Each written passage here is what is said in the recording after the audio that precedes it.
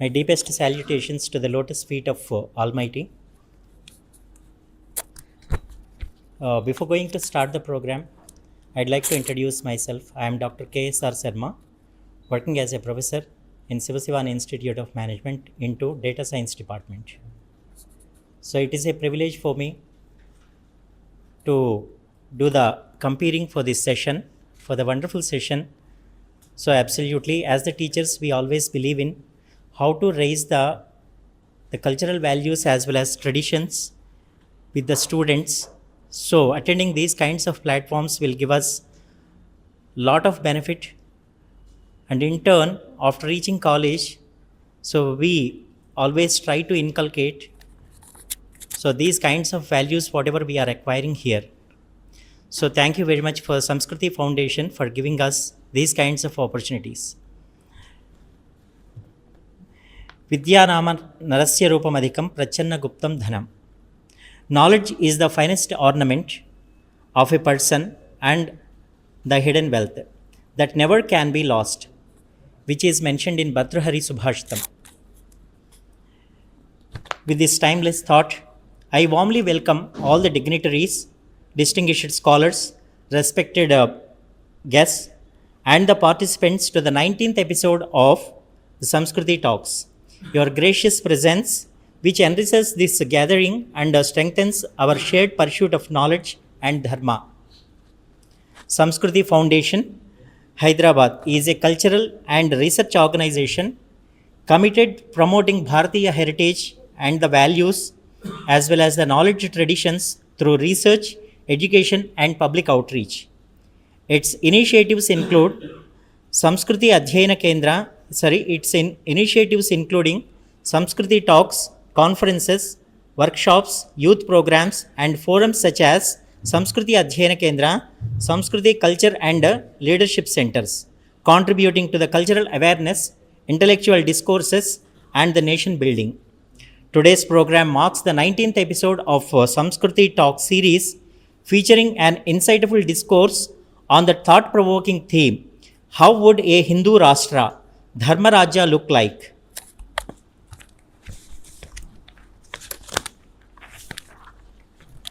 Now, I'd like to take privilege to invite Sri Debasish Mehti to kindly present the Suchanalu and introduce the distinguished attendees.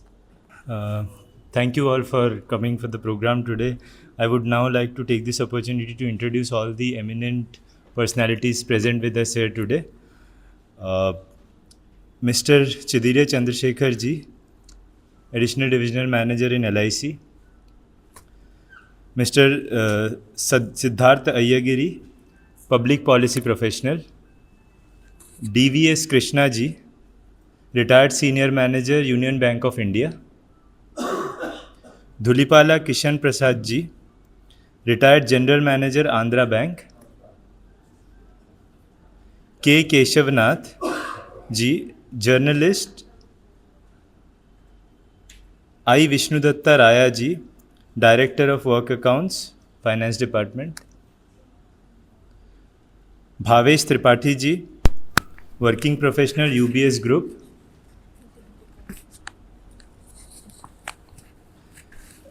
Dr. Nagalakshmi Tata ji, Former Member Secretary, MGN CRE.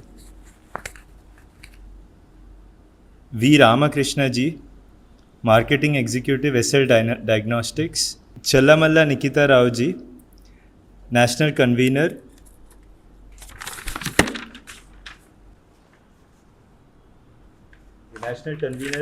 National Convener and International Secretary, Osmania University.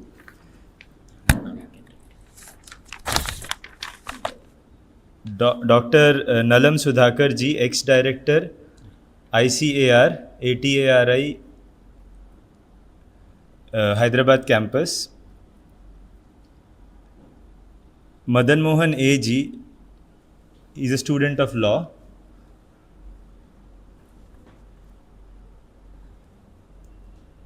B. Ramarao ji, retired ED at NTPC. Prabodh Dubaka ji, math trustee, Shri Sudarshan culture. Shri Ram Shastri Chembal ji, senior vice president, Vishisht insurance broking. Balu Nagaraj ji, director, VCMC private limited. Makarand Polarkar ji, area manager, Asia region, Chandiyani SPA। Mridula Vijay Kumar ji, retired senior manager, UCO bank. Shankar Bharadwaj ji, independent IKS scholar. Doctor Vadiparthi Suri ji, retired software professional. Mahidhara Sitarama Sharma ji, retired banker. Major general doctor MN Gopinathan Nair, armed forces medical services. B Venkataraman ji, retired AGM from SBI। RV Ramkumar ji, former director, IIT Bhubaneswar.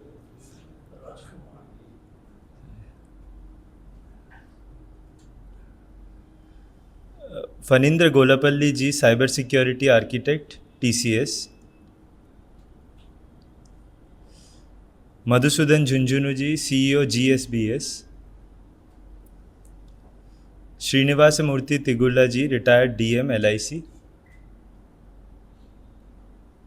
P Ravi Kumar ji, director technical and projects, retired, Hyderabad metro water supply and sewerage board.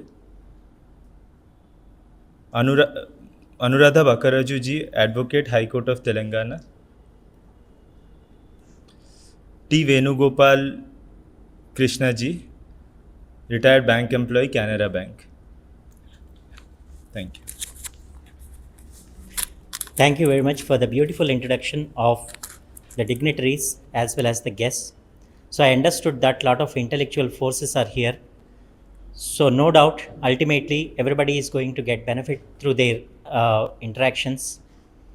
And undoubtedly, today's topic is quite relevant to the current generation of the students. So they must involve in how to build the nation by using the right political thought.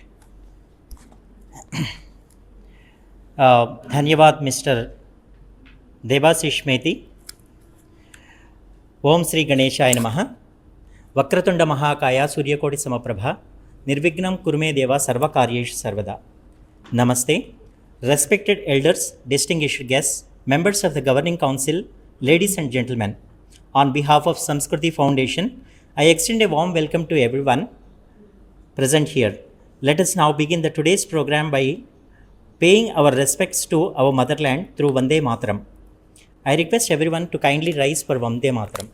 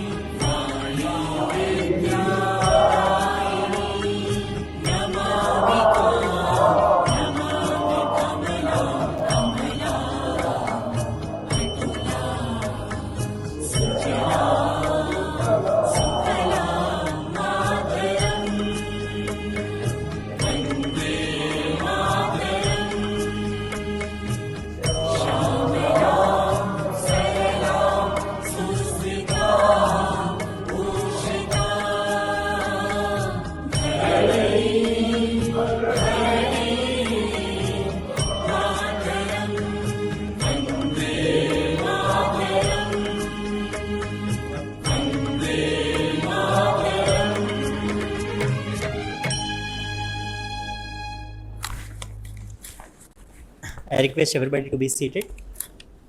My deepest salutations to Motherland.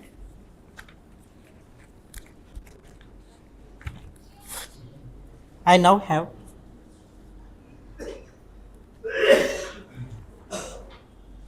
a privilege of introducing the respected members of the Governing Council and the Director of Samskruti Foundation. So I am honored to introduce the Governing Council members, Dr. U.M. Chaudhary, ji, Sri K.S. Ramamurthy ji,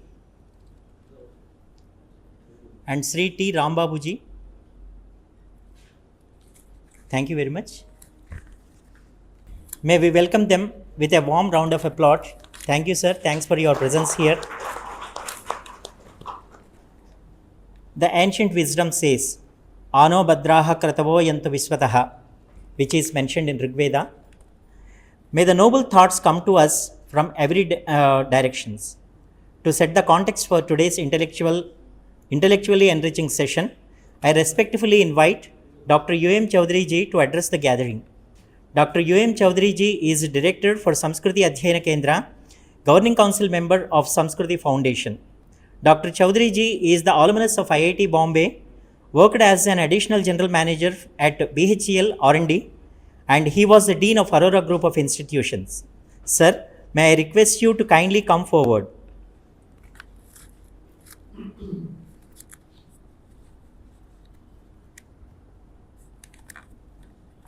Thank you, Sharma ji. Respected attendees to today's function, senior functionaries, leaders from various walks of life, intellectuals, and other members who are present in this session today. By now, most of you are familiar with the event called Samskruti Talks. I have been telling that, but again, just to briefly sum up, it's a talk series which is a little over and above a normal talk series in that it is followed by a process after the talks. It's not that with the talk the theme ends. This Samskruti Talks is an important part of the activities of Samskruti Adhyayana Kendra unit of Samskruti Foundation. In Samskruti Adhyayana Kendra, we have chalked a path for ourselves to attempt to connect our ancient culture, actually it is Samskruti, but we call, for the want of a better word, culture, to the current public policy. And this Samskruti Talks is an important part of it. And therefore, this talk has been designed in a slightly different format. We don't have just question and answer sessions after the presentation by the speaker, but we have what we call interactive sessions in which the audience are welcome to share their views, express opinions, and give critical or vital information they think is important, so that it adds to the existing knowledge of us all. So that is one point which makes it different from such events elsewhere. Moreover, the theme itself is never forgotten. We have a data regarding that stored in us, and we try to process it and to use it for our purpose. Now let me come to why this is important for us. As I said, the one job that Samskruti Foundation has given to Samskruti Adhyayana Kendra is an attempt to link culture to public policy. Now I call this as a novel and a noble assignment. I will tell you why. It's novel because we have made inquiries and probes for a long period of time to find out if anybody is working on that theme of connecting culture to public policy, and found that really precisely that work has not been happening. For a long time we tried, and therefore it's novel. It has not been done before. And secondly, it is novel as well, because we are perhaps the major culture which has been existing from prehistoric times, if not early history times, and it is something which has maintained continuity, and therefore it is a vast, it has been around for a very long time, it has got vast scope, and therefore there is a lot of wealth hidden in that culture. By just being proud about it, we do not utilize it completely. If you extract the great and good elements from it and try to make use of it in our contemporary lives, doing that will be the best possible use that you can make of that culture. And moreover, I can say that not doing so may be a disservice we are doing to our own culture. Therefore, it is incumbent upon us to try to work in this area. And therefore, and the audience that I have gathered here today, the cream of the intellectual who's who kind of people from Hyderabad, they are best suited to contribute to this. And in cognizance of the importance of the theme, on behalf of Samskruti Foundation, we have been making appeals to you in all the programs hitherto, and that's why I am repeating it, because we think that unless it is contributed to by all of us, the work will not proceed the way we want it to.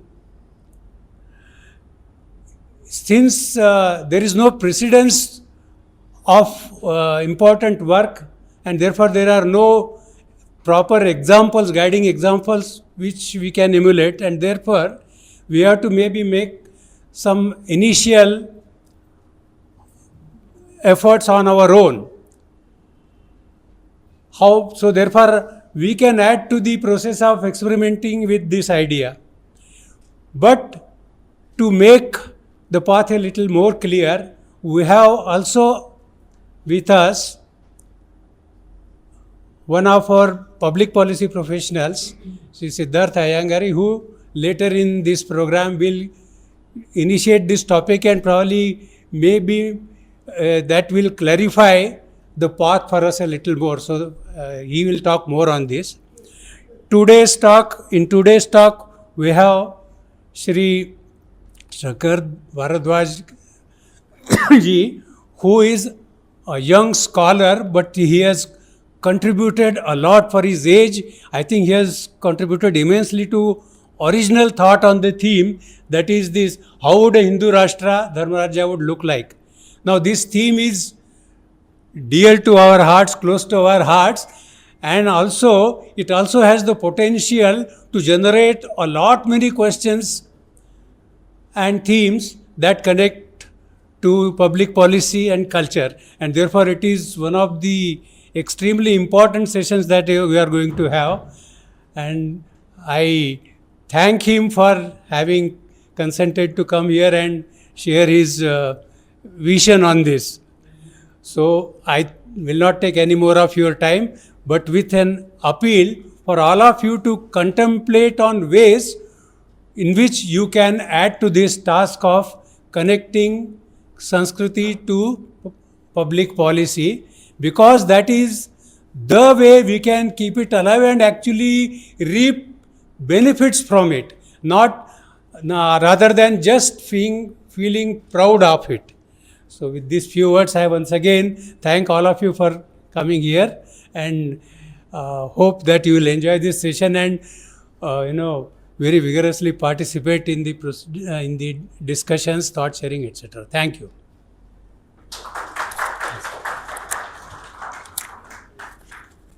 Thank you very much, sir, for setting the context beautifully. Understood the prominence or the importance of Samskruti Adhyayana Kendra in taking the Indian heritage and culture forward, which are to be given to the future generations without any hesitation.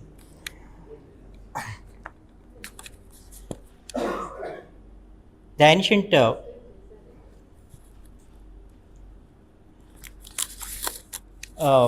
now it's time to have a talk.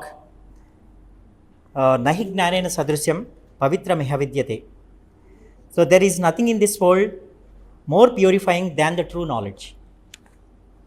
It is my proud privilege to introduce the today's distinguished speaker, Sri Shankara Bharadwaj Khandavalli.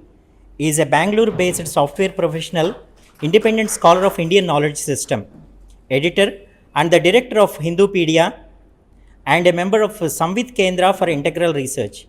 For over 2 decades, he has been engaged in the study of Sanatana Dharma, Rajya Dharma, Indian knowledge systems, and the Bharatiya civilization thought.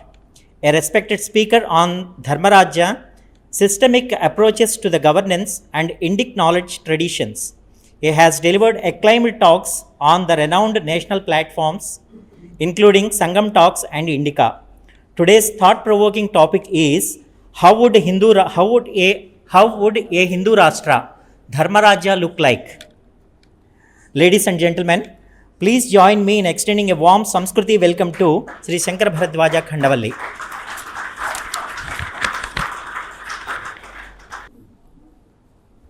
Sabhaya Namaha, Sabhapataya Namaha.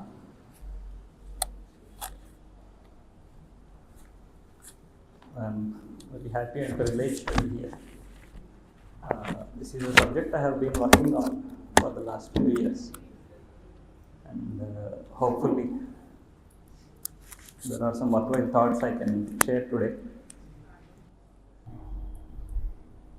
So firstly, why we think this topic is practical to discuss, even while it may be important, requires some backdrop to be explained. One is the global backdrop, how the Eastern powers, the big powers, have decolonized in the 20th century, and how a lot of them are gaining power, establishing themselves as world powers in the 21st century. This leads to a natural progression where all of them start craving their own independent assertion, not just of their identity, but also their ways of life, their own models of running themselves, governing themselves, and teaching the world their values, spreading their culture. So this is one thread of thought that we will need to keep in mind. While we understand that in the mid 20th century, a lot of these countries have also accepted the prevalent dominant Western models as each nation suited itself, primarily out of survival fitness rather than any other considerations. And then another thread we will need to understand is how the West has progressed itself, how the Enlightenment ideals are faring in guiding ideal statecraft and creating ideal governing systems, and how their limitations are now coming to the forefront. The conversations are ripe even in the West.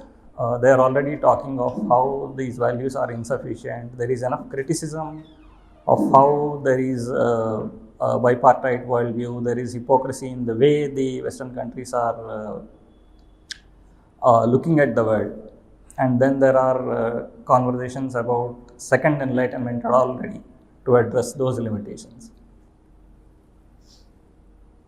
So there is an understanding that while the Enlightenment ideals look very universal on the face of it, individual liberty, representative government, all these things, that is also one thread that is progressing, although we in India are not very much exposed to it.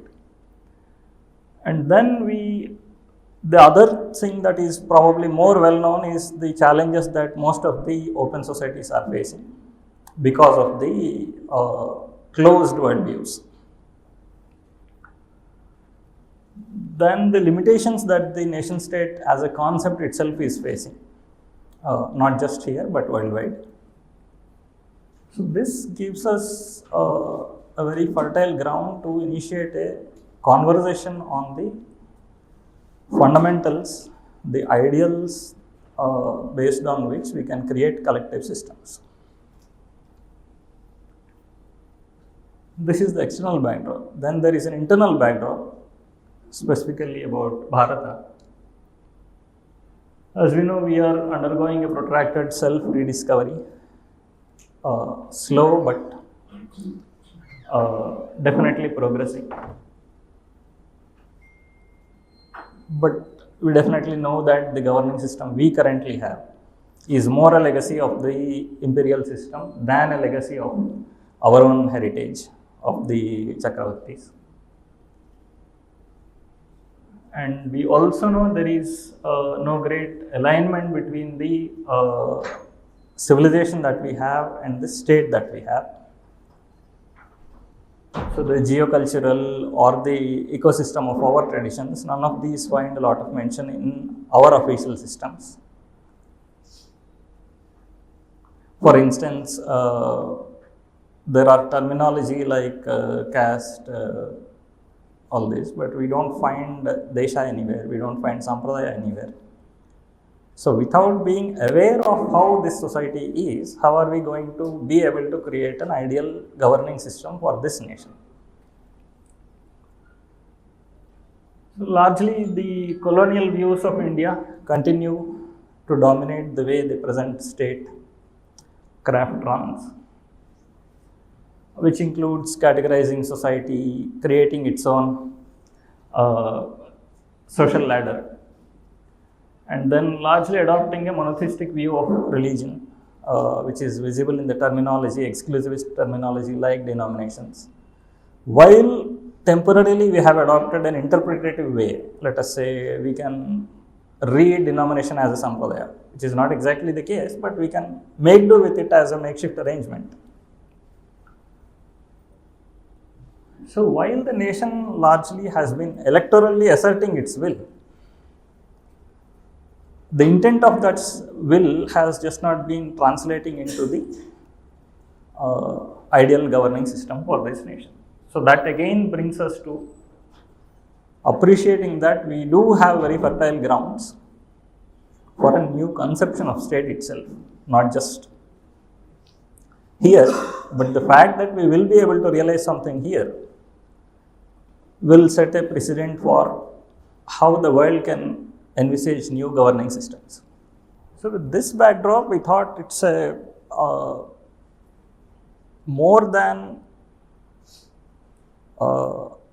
working bottom up, we should ideally start envisaging how the future would look like than look at present day's problems. Primarily because every day we have been progressing, every single day we are talking of the present's problem.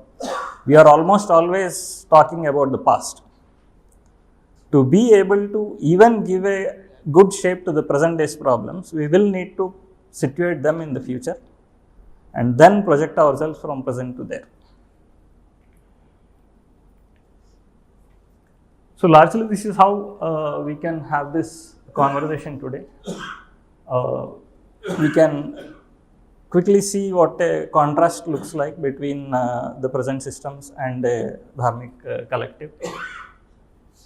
And then we can discuss more about how an ideal dharmic collective looks like and approaches that we have, alternatives, how we can actually go about it, realizing it. And finally, something more concrete that we can talk from today.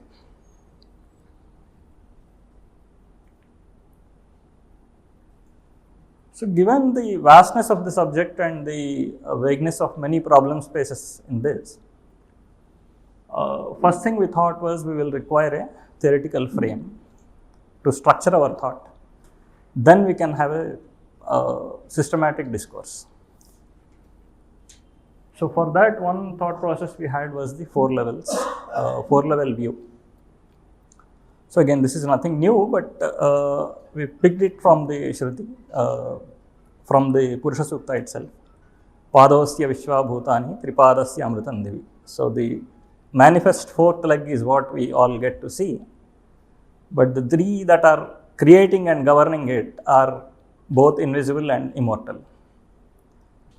The details or the explanation of this, we will get a hint in the Purusha Sukta itself again. Dhata Prastha Dimada Jahara Sakra Pravidwan Parishacharasra. So it's a small story where Indra goes and learns what these four levels are from the Dhata or Prajapati, and that story is there in the Chandogya. And the corresponding consciousness layers of these four parts of the Purusha is found in the Mandukya, the Sthula, Sukshma, Karana, Turiya, which are broadly the gross, subtle, causal, and the fourth or the eternal. And if these four are how the Jiva is and the cosmos itself is, obviously all systems would be having all these four levels. So in that sense, most of what we talk in the discourse today, the instruments that we have, the policies, laws, and the activism around those, is only the manifest fourth leg. And this is the effect, and dealing with the effect is not going to help us fix the cause. So in that sense, we will have to actually start from the primal cause.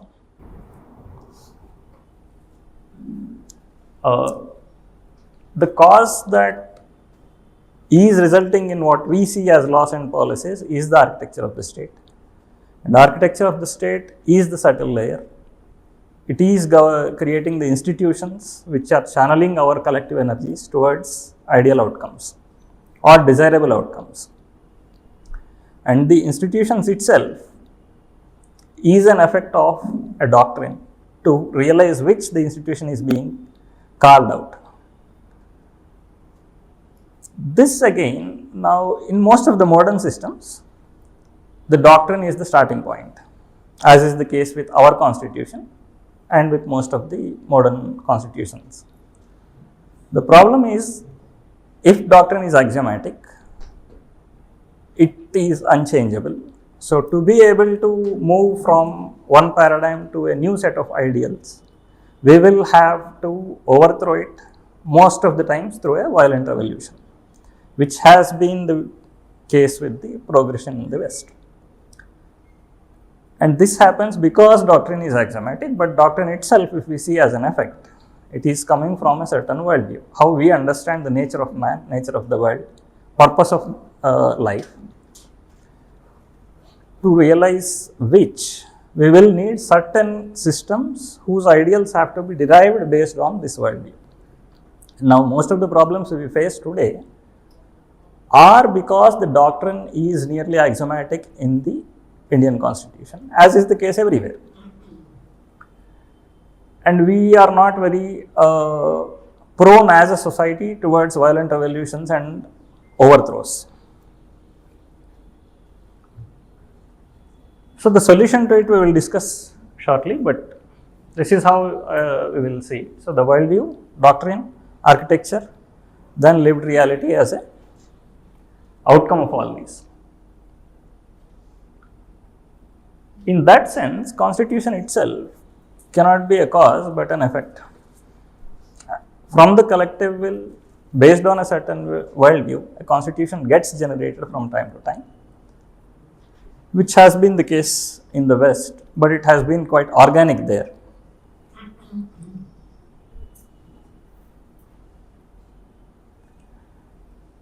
Now, most of us are aware of the three powers, the power of will, knowledge and action. So from our recent experiences, we can see that there is a lot of collective will getting manifested either electorally or in other means. And there is also a lot of power of action. So this is both my premise and the conclusion that we are going to lead to, is the power of action is there, but the power of knowledge is what is missing for us, which is where most of our collective efforts need to be going in.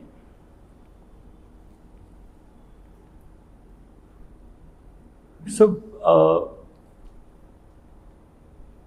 would like to do a brief contrast between the constitution and Dharma Shastra. Not as much because this is unknown or it's quite popular knowledge, but still, just to be able to structure the discourse, maybe it deserves a thought. So, primarily as a document, constitution becomes the root for any state, but it brings a lot of assumptions from elsewhere, and which makes it the bigger challenge in societies where those concepts are not native. That's a fundamental epistemic problem. So, which is why we will need to understand why Smriti actually suited us for in the past as well as it may in the future. Because primarily it will have the ontological and prescriptive content both. It has a worldview, it derives a worldview, and then it prescribes a doctrine as well as a state architecture. In that sense, it is both refutable, we can change it based on a certain axiomatic system, and then it is modifiable. Whereas constitutions can be modified not on an epistemic basis, they can be modified based on collective will alone, and that makes it an epistemic challenge for long running systems. So, a Dharma Shastra usually has, since Dharma has 3 layers, Dharma Shastra also will have those 3 layers, the Sanatana, Yuga, Deshakala. So, what is time space specific and what is temporal will have a lot more flexibility, whereas what is eternal is mostly refutable based on certain axiomatic base, which in our case is the Shruti. So, constitution on the other hand does not assume or take into cognizance anything that is permanent. It does take cognizance of what is uncompromised, which we see in the form of the basic structure. But there is no assumption that there can be something permanent at all, now, which again suits the way the Western civilization progresses, because every new system requires an overthrow of the old system. But the civilizations where we understand that there are the seeds that have to continue into eternity, this just doesn't work.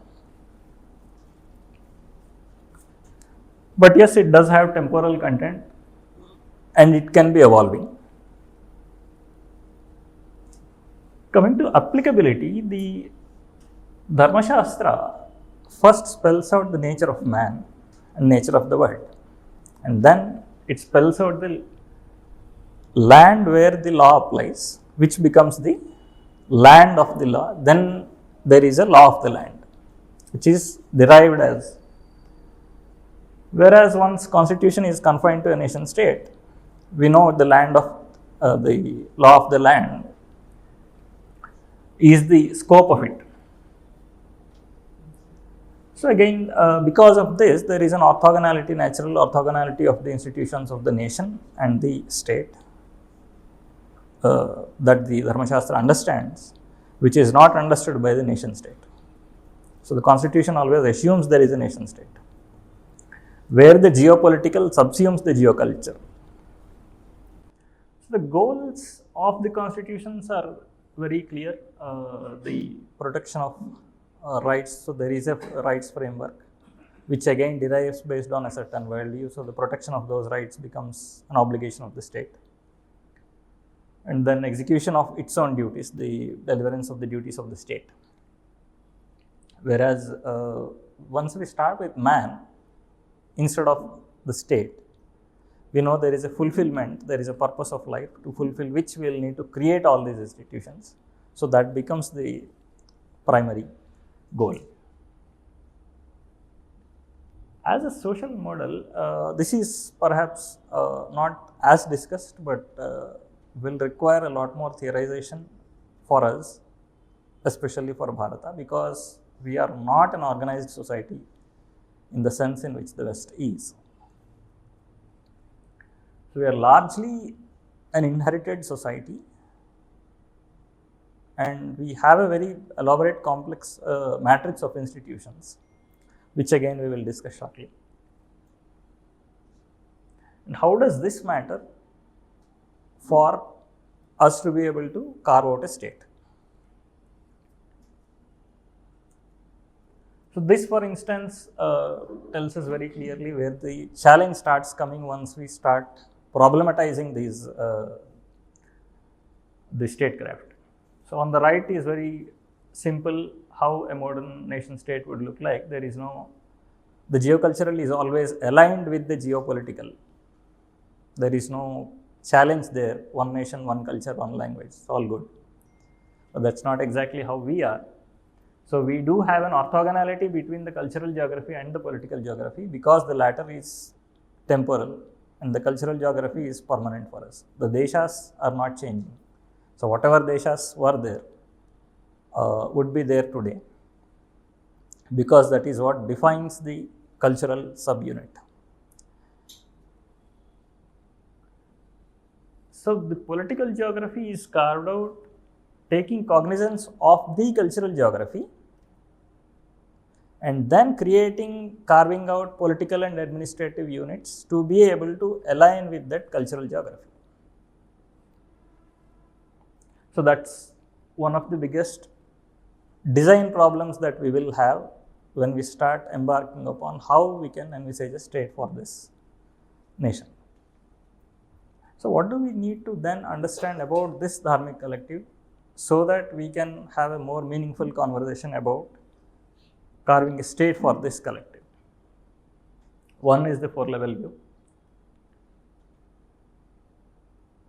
Once we appreciate the four-level view, then how do we have systems for this based on this?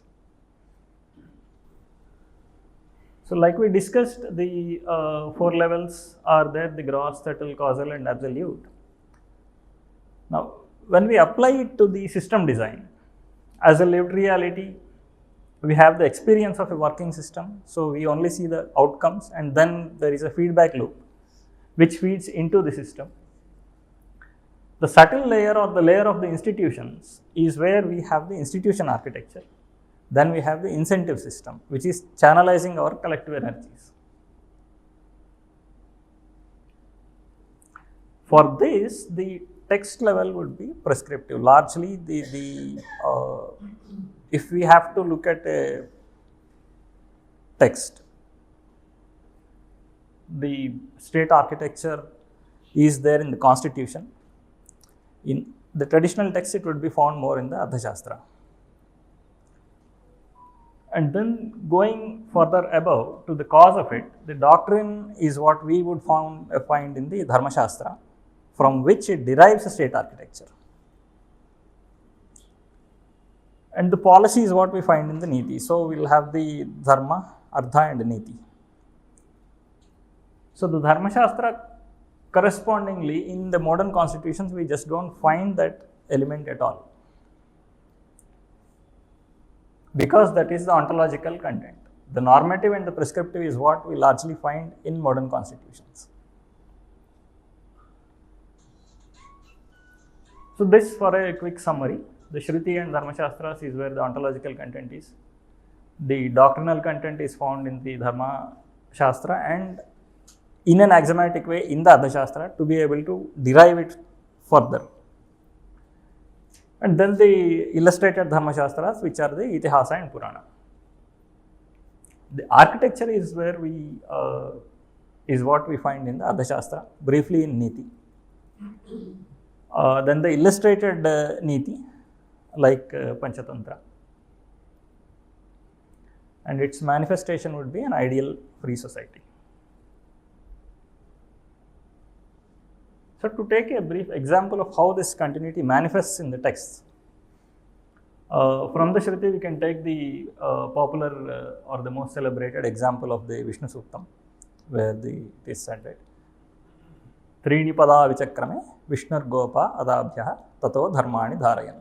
So in 3 steps he has scaled the 3 worlds. He is protecting those worlds, he is the Gopa. and then he is upholding the dharma in all these. So, establishing and upholding. So, if we see in the Raja Dharma, we will see mostly a counterpart of this as the responsibility of the Samrat or the nature of the Samrat. Raja is the Palaka and he has to protect the Dharma. Is it not common sense? Yes, in a way. But then the fact that we have an epistemic basis from an axiomatic text, which we are deriving into a seed text for statecraft, makes it possible for us to structure the discourse, make the content refutable, evolve it, and make progress. It doesn't have to be imposed as a collective will or wish of some leadership.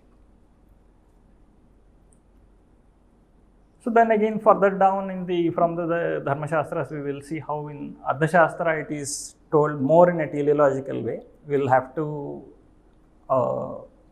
avoid the Matsnyaya, so we will have to establish a righteous rule. Whereas in Niti, it is more given as a metric of success of the ruler. The ruler who is doing all this is a successful ruler. So, from the ontological, it has become teleological, it has become normative, then it has become prescriptive. There is a flow of the nature of the content itself.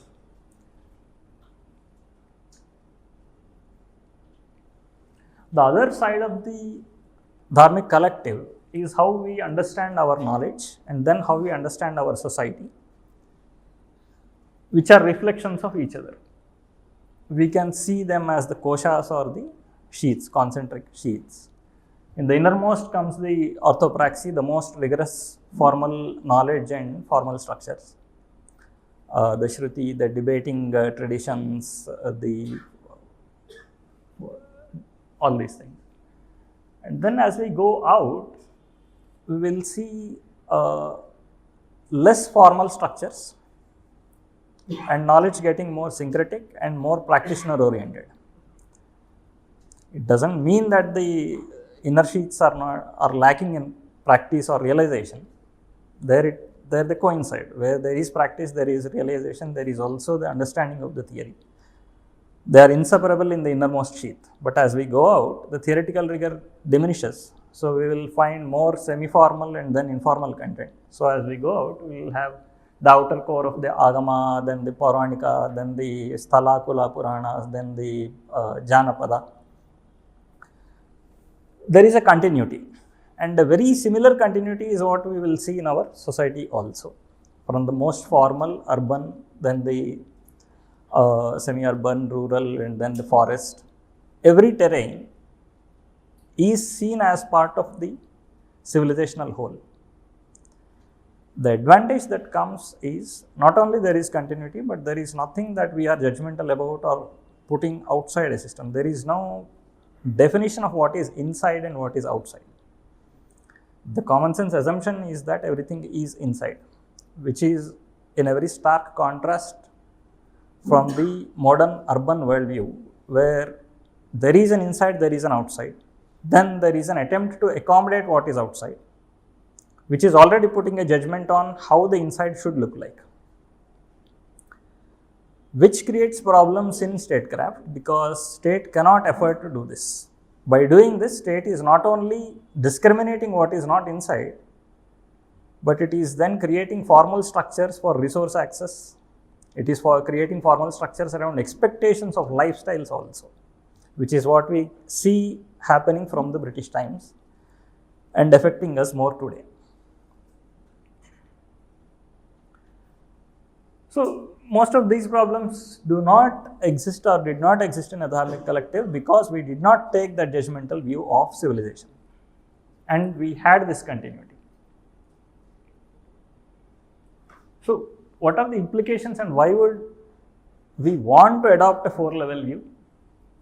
If we understand the architecture of texts, then we have a systematic macro view of how to understand our collective. And that enables us to design our collective systems. And we can strategize the formation of those systems rather than working from the present systems to suit ourselves. So, as on date, we see inconsistencies not just in the society but in the system also. But we don't see harmony. Harmony, if is there in our vision, then our efforts will be to realize it. That is why we will need to first envisage what we would require as a dharmic collective, and then we start working towards it. And which is why the four-level view is important. Unless we posit our and articulate our worldview in a way that it can translate into formal systems, we cannot create our own systems. Because we will have to face tremendous rigorous formal discourse, whether it is to counter the enlightenment ideals, whether it is to counter the present knowledge about the rights framework, or just pick any problem space, it is enough rigorous knowledge that we will have to engage with. And that is possible only if we are able to articulate at the most abstract level our knowledge in a way that we can start engaging with the world. And then obviously we will be able to do any validation of the current systems or policies or laws as a feedback loop, if only we can set our expectations and then carve out, derive metrics from there based on which we can validate all these things.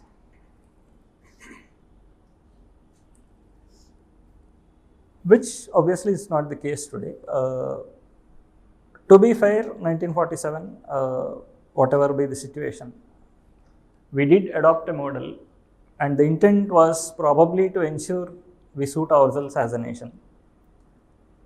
But then most of the ideals like pluralism, as they got ingested into the alien system which was foisted on us, most of them got digested to give the exact opposite results. Neither pluralism nor tolerance actually gave us ideal results. It resulted in either underprivileging or conflict. That is because the frame was never rethought. So, and we cannot rethink the frame unless we have a proper epistemic basis for it, which is the reason we are coming from the ontological. So, if we are able to then conceive from the ontological, then we lay out our doctrinal layer, we will be able to create systems that suit not just us, but meet most of the demands of the world as on date.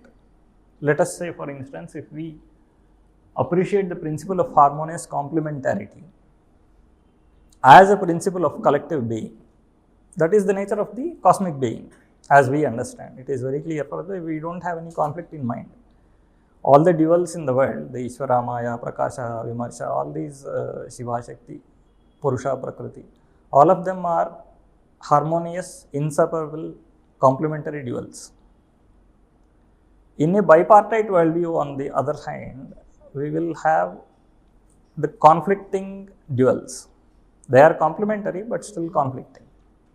The believer, non-believer, insider, outsider, right? Even the left and right for that matter, secular, theocratic. Most of those duals are conflicting, but they will require to coexist in an eternally conflicting way, which means that the institutions we design will inherently have conflict. They are built with conflict as a worldview, which is playing out in most of what we are seeing today. So, unless we understand or appreciate that there has to be a formal articulation of these principles like complementarity, like causation, in the way we understand our collective being, we will not be able to bring them into a working system.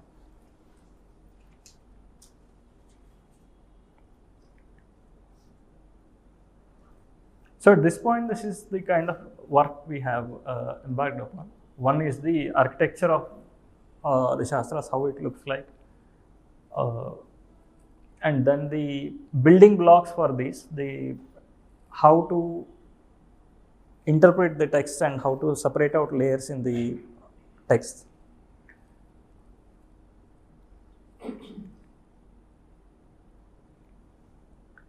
So, at this point, I would pause. Probably we can have some conversation and then proceed to the next section.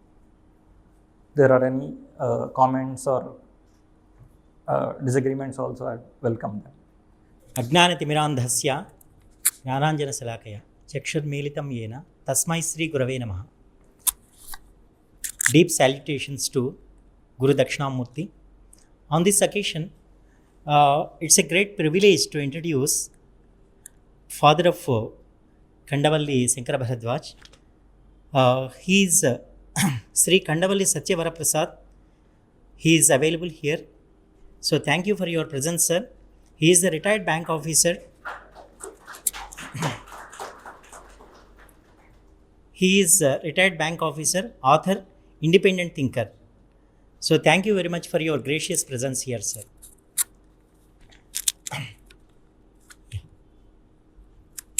Yes, please. Are you open to questions now? Or Yes, sir. Yes, You absolutely, can take sir. them, and then it's better to discuss now before going to the next section. So please. Good evening, Sabhai Namaha. So it's great to be here. My name is Dr. Suri. I presently am a Veena player and an astrologist. I'm doing my PhD in astrology. I retired from Oracle Corporation some 10 years ago. So this is a fantastic way of presenting at an architecture level of our understanding of dharma and versus the present system. You're slotting them into various areas. Now, what I see is that those days, earlier days when our Raj Dharma was there, the intellectual thought was separate. And Raja was depending on the intellectual thought coming from the Dharma Shastras or whatever, whoever is practicing, or the Panditas or whoever. So he used to lean on them for Dharma Shastras, and then he has the Raja Dharma of Paripalana, of good governance, and then it is coming top down. Right? Now, contrast to this, the present day, it is bottom up, majoritarianism, the democracy, right? Now, with the majoritarianism, the intellectual part is lacking, right? Now, who will provide that kind of intellectual? See, today you have somebody who has some understanding of intellectual thought process that he inherited because he did what all, services he did some 15, 20, 30 years ago when he roamed around all the India. He has understood that. But next crop of people whom we are, or the leadership that is coming up doesn't have that intellectual capability. So how do we get that? Because today if we talk about Smriti, if we talk about Manusmriti especially, and you know what is going to happen, right? So how do we get to that part where the political system need to be infested with intellectual dharma? So that is probably the real issue, because today the political crop that is coming out doesn't have, I'm sorry to say, doesn't have that intellectual level of understanding or even, want to understand. It's very mass driven. So bottom up versus top down is the issue. And the top down is interested in the dharma.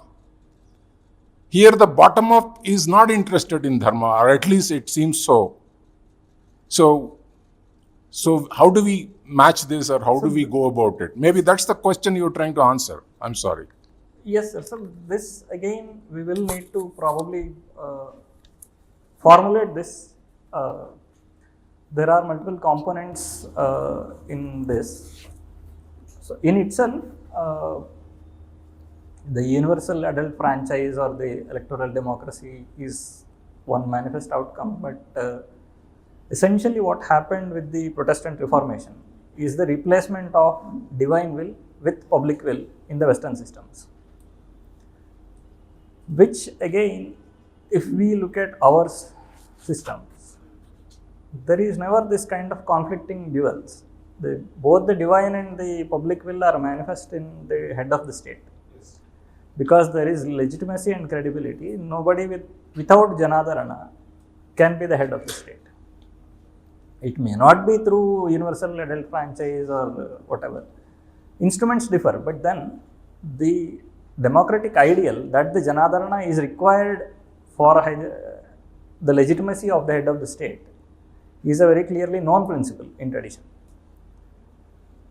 The problem is the divine will getting invalidated, and that has its own causation in the West, but we don't have to suffer that handicap. So again, it comes back to, we can definitely have a holistic design, state architecture, where both divine and public will can harmoniously exist, get manifested in the head of the state through proper instruments. Lot of homework, but then we'll have to formulate it this way so that it becomes solvable. We can neither invalidate the public will, nor can we invalidate the divine will. So again, in the same context, probably a small detour, why the separation of powers has happened in the modern state is also to do with the similar reasons, right? Essentially, they had to protect rights, so there is a rights framework. But do we have better alternatives to right framework? Now, essentially, it's not about whether rights are the ideal way to go about, but the main question is there any other instrument which can confine the otherwise infinite power of the state, which we just don't have today? So, if by design, if the state is finite in its powers, then we may not require a rights framework, but that's not exactly how we are today. We have a continuously expanding state which has to protect individual rights. And the more the state has to protect every individual, the more the state has to become more powerful. So it's a problem that cannot be solved by stating it in this frame. We will have to move to a paradigm where the epistemics change, and then we frame the questions as in a way, or frame the questions in a way that they become answerable.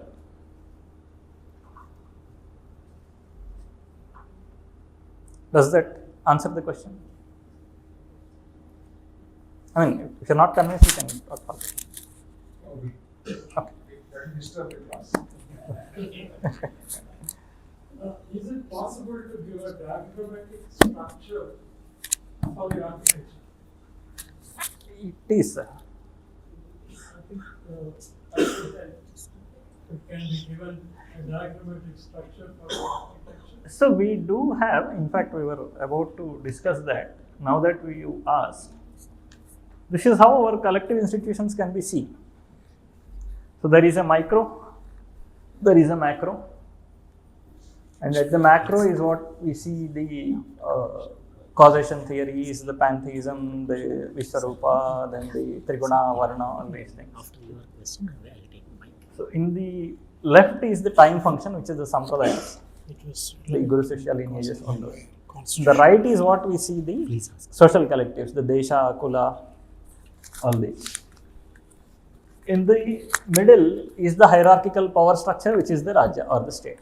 So there is an orthogonality, three-way orthogonality between the time function, the power function, and the social institutions. We have core values for the constitution. Yes.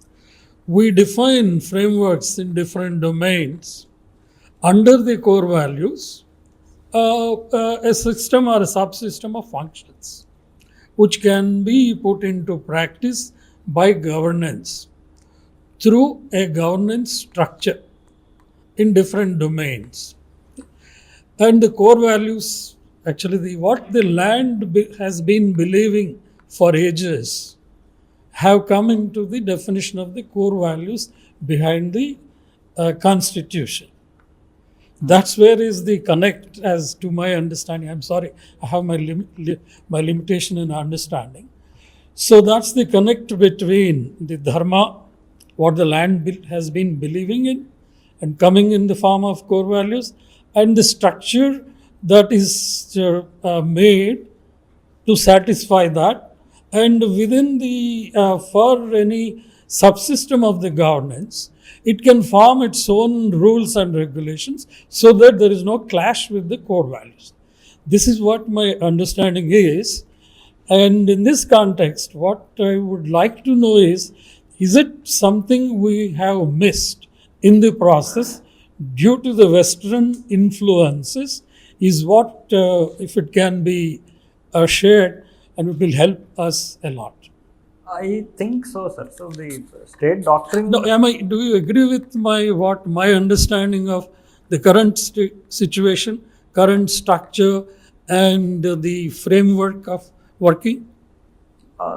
In a way, yes, that was the attempt. Yeah, please modify it, correct it if it is. That was the attempt. That part I agree. I mean, the attempt was to ensure the core values enter our system. Did it succeed? No, because the frame actually digested those values to give opposite results. And that's where the problem is. So the Enlightenment ideal and the Western universalism largely inspires the constitution, and that is where our conflict of values is. And to change that, we cannot do much within the current frame, because as we discussed, most of the modern systems, including our present system, the doctrine is axiomatic. Changing the doctrine means an overthrow of the system, and that's where we will need an architectural approach. Dr. Suri had hit the bullseye perfectly when he posed a question that the intellectual process of advisory role of a guru or intellectual class that would advise the king to act or not to act in a particular manner was there in the earlier days. After the medieval era, two or more than among very few bad things that we have imported to this country is democracy and limited liability concept. Democracy, we call it, or demagoguery. Is it democracy or demagoguery? We don't know. We are presuming that it is a democracy, but it is not a democracy. And limited liability concept is one thing that has crept into Indian concept, Indian governance and Indian ecosystem, legal system, where in our dharma, father's liability has to be paid by children because Atma Putra Rupaya. That used to be the concept. Today, everybody knocks away bank's money. These are the days today. Now when we go into the dharma and nyaya, there are two different aspects of it. Narrow term for dharma is nyaya. Whether there is an adjudicatory system or no adjudicatory system, nyaya has to be, dharma will be there. Because that is inbuilt in every person by virtue of our culture, by virtue of our education. But when it comes to nyaya is man-made. Nyaya, when it comes to nyaya, two things arising out of democracy. That is, when rule is powerful, it will kill the king. When the king is powerful, he will kill the rule. Two things will go together. How do we try to get a balance between these two? And I would like to have a broader view from your side as to how we can bring a balance between the present day democracy and Dharma Rajya, which you are canvassing, would be in a position to slowly slowly change the system, present day system, into a Dharma Rajya. Thank you. Thank you, sir. I will Over to you.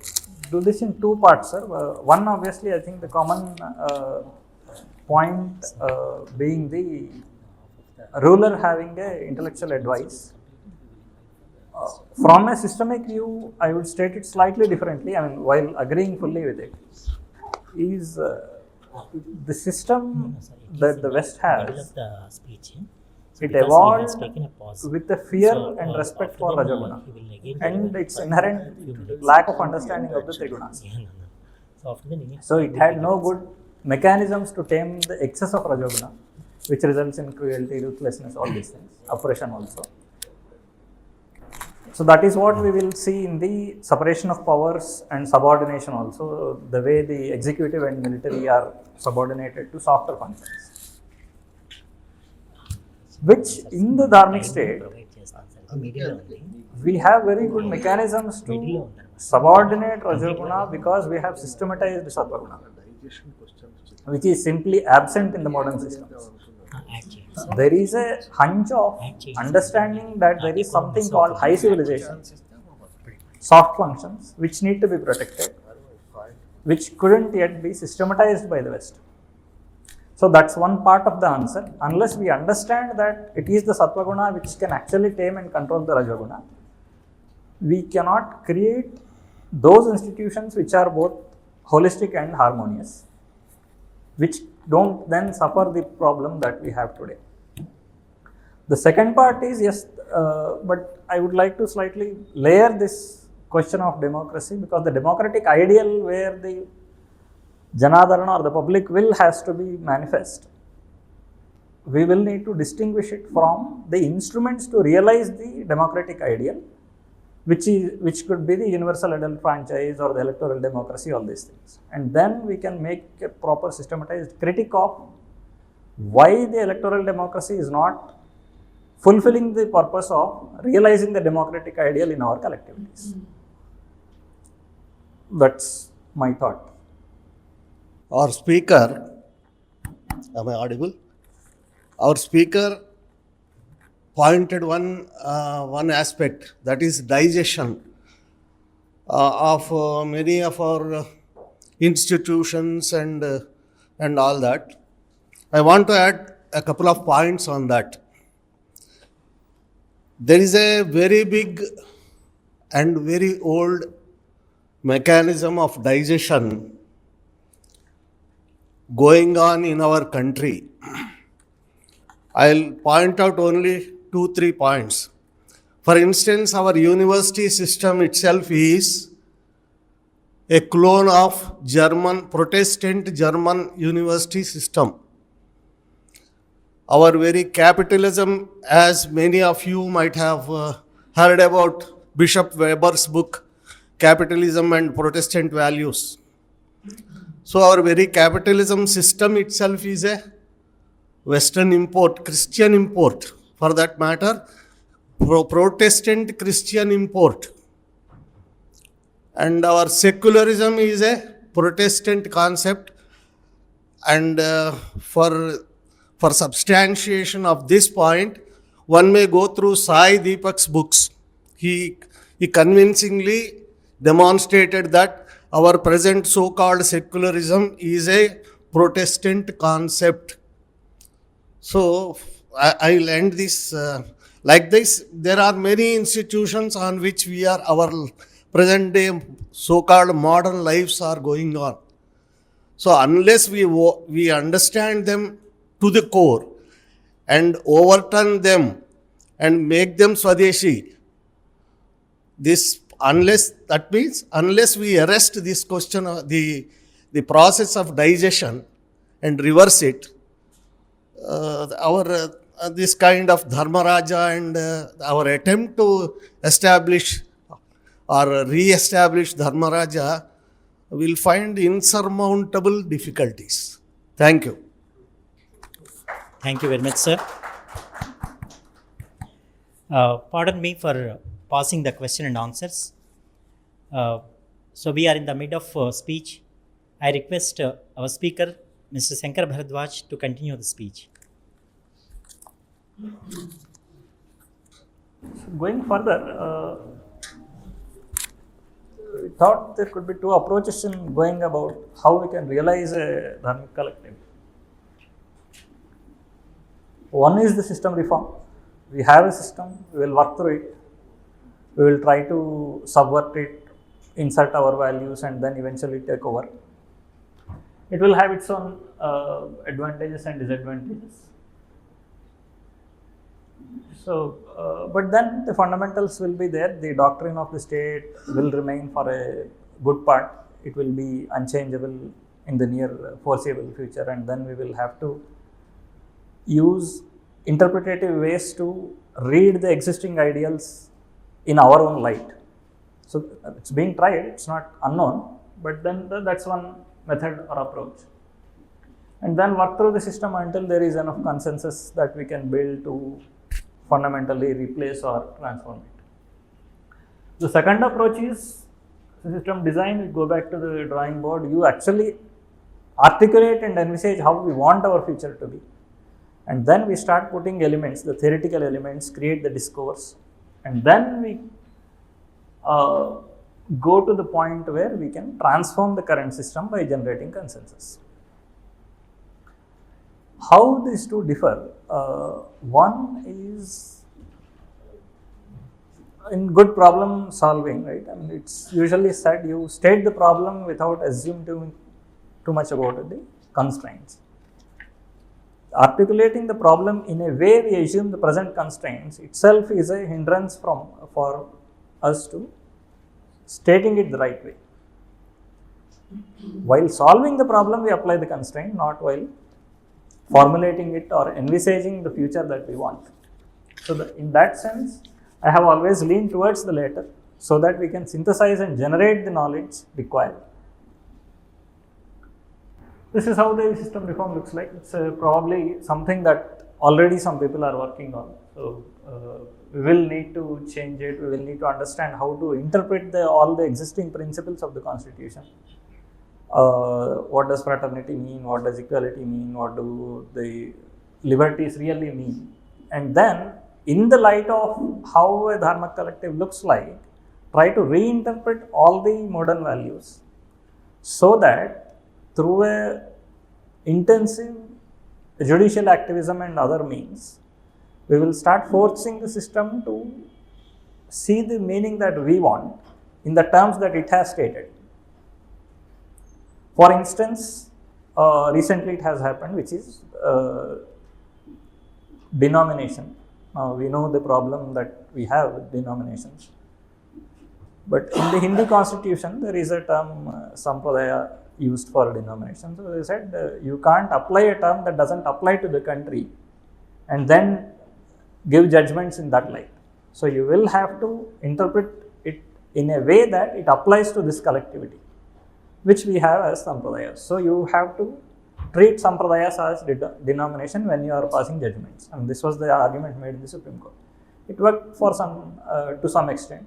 Obviously, it will have limitations because denominations comes from a exclusivist view. So it is not understood that the natural organic overlaps that we have in sampradaya ecosystem would be seen. So there will be limitations, but then there are ways by which we can actually start making changes to the system through rigorous judicial activism.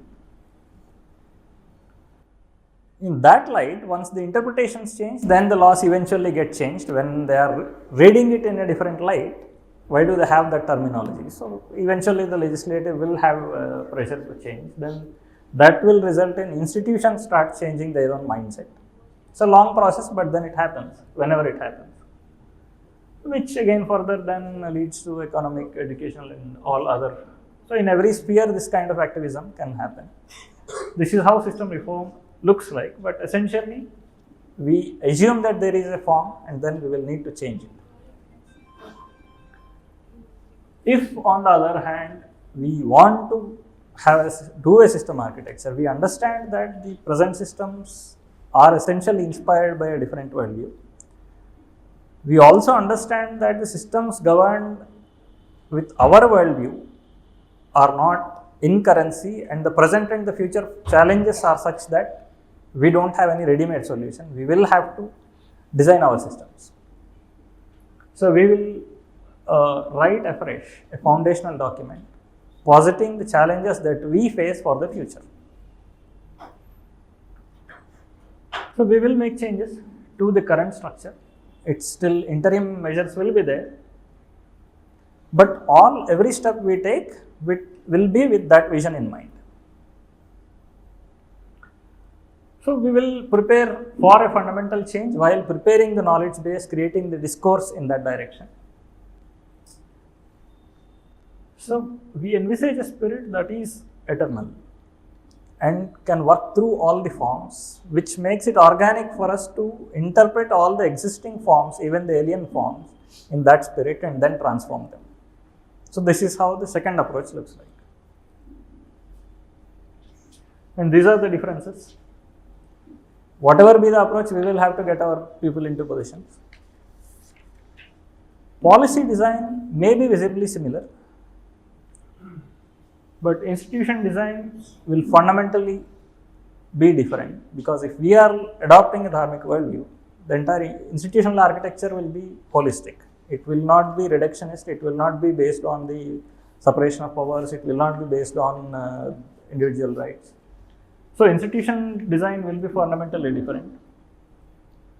State design will be different.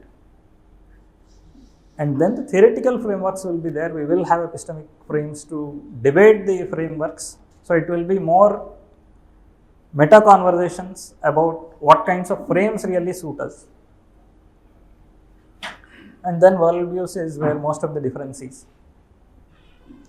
And this is not a place where we will have to convince anybody why our worldview is superior.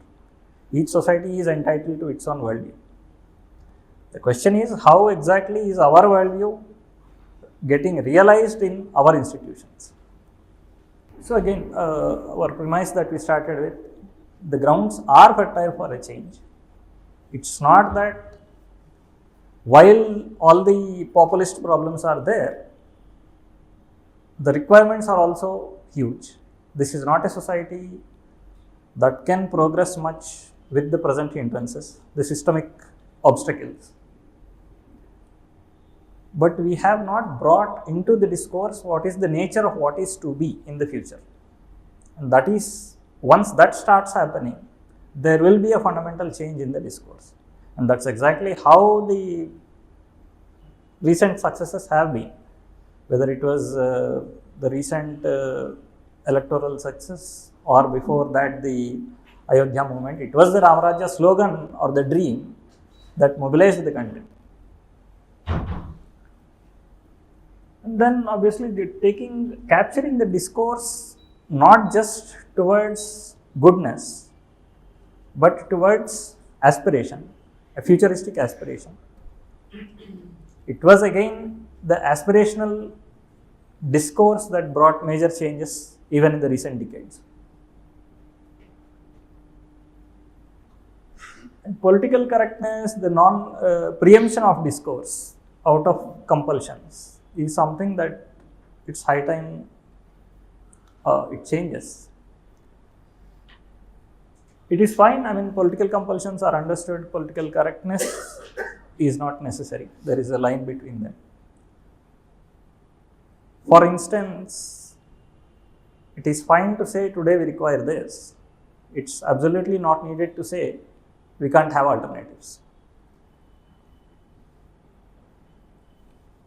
So there has to be a positive set of aspirations, and then feasibility, and why can this even not happen is the kind of positive discourse that we will need to create about what we are to realize.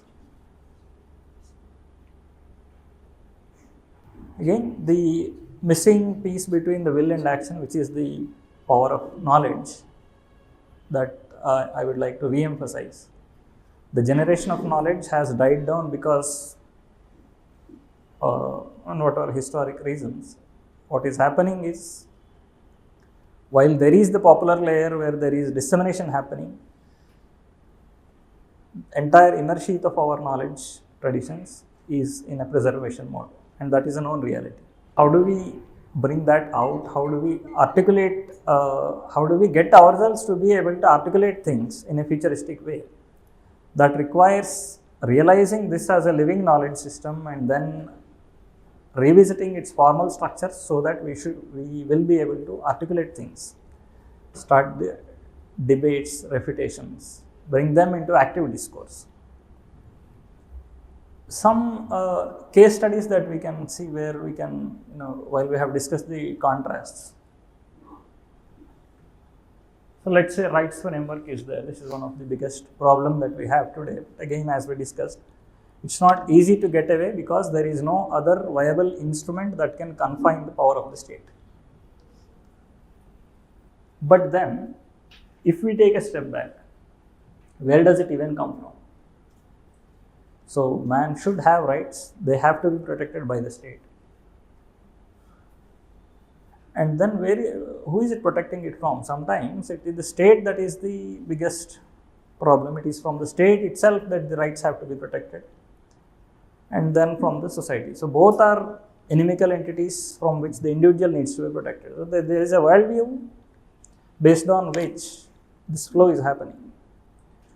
In contrast, what is our ontology? If all beings crave happiness,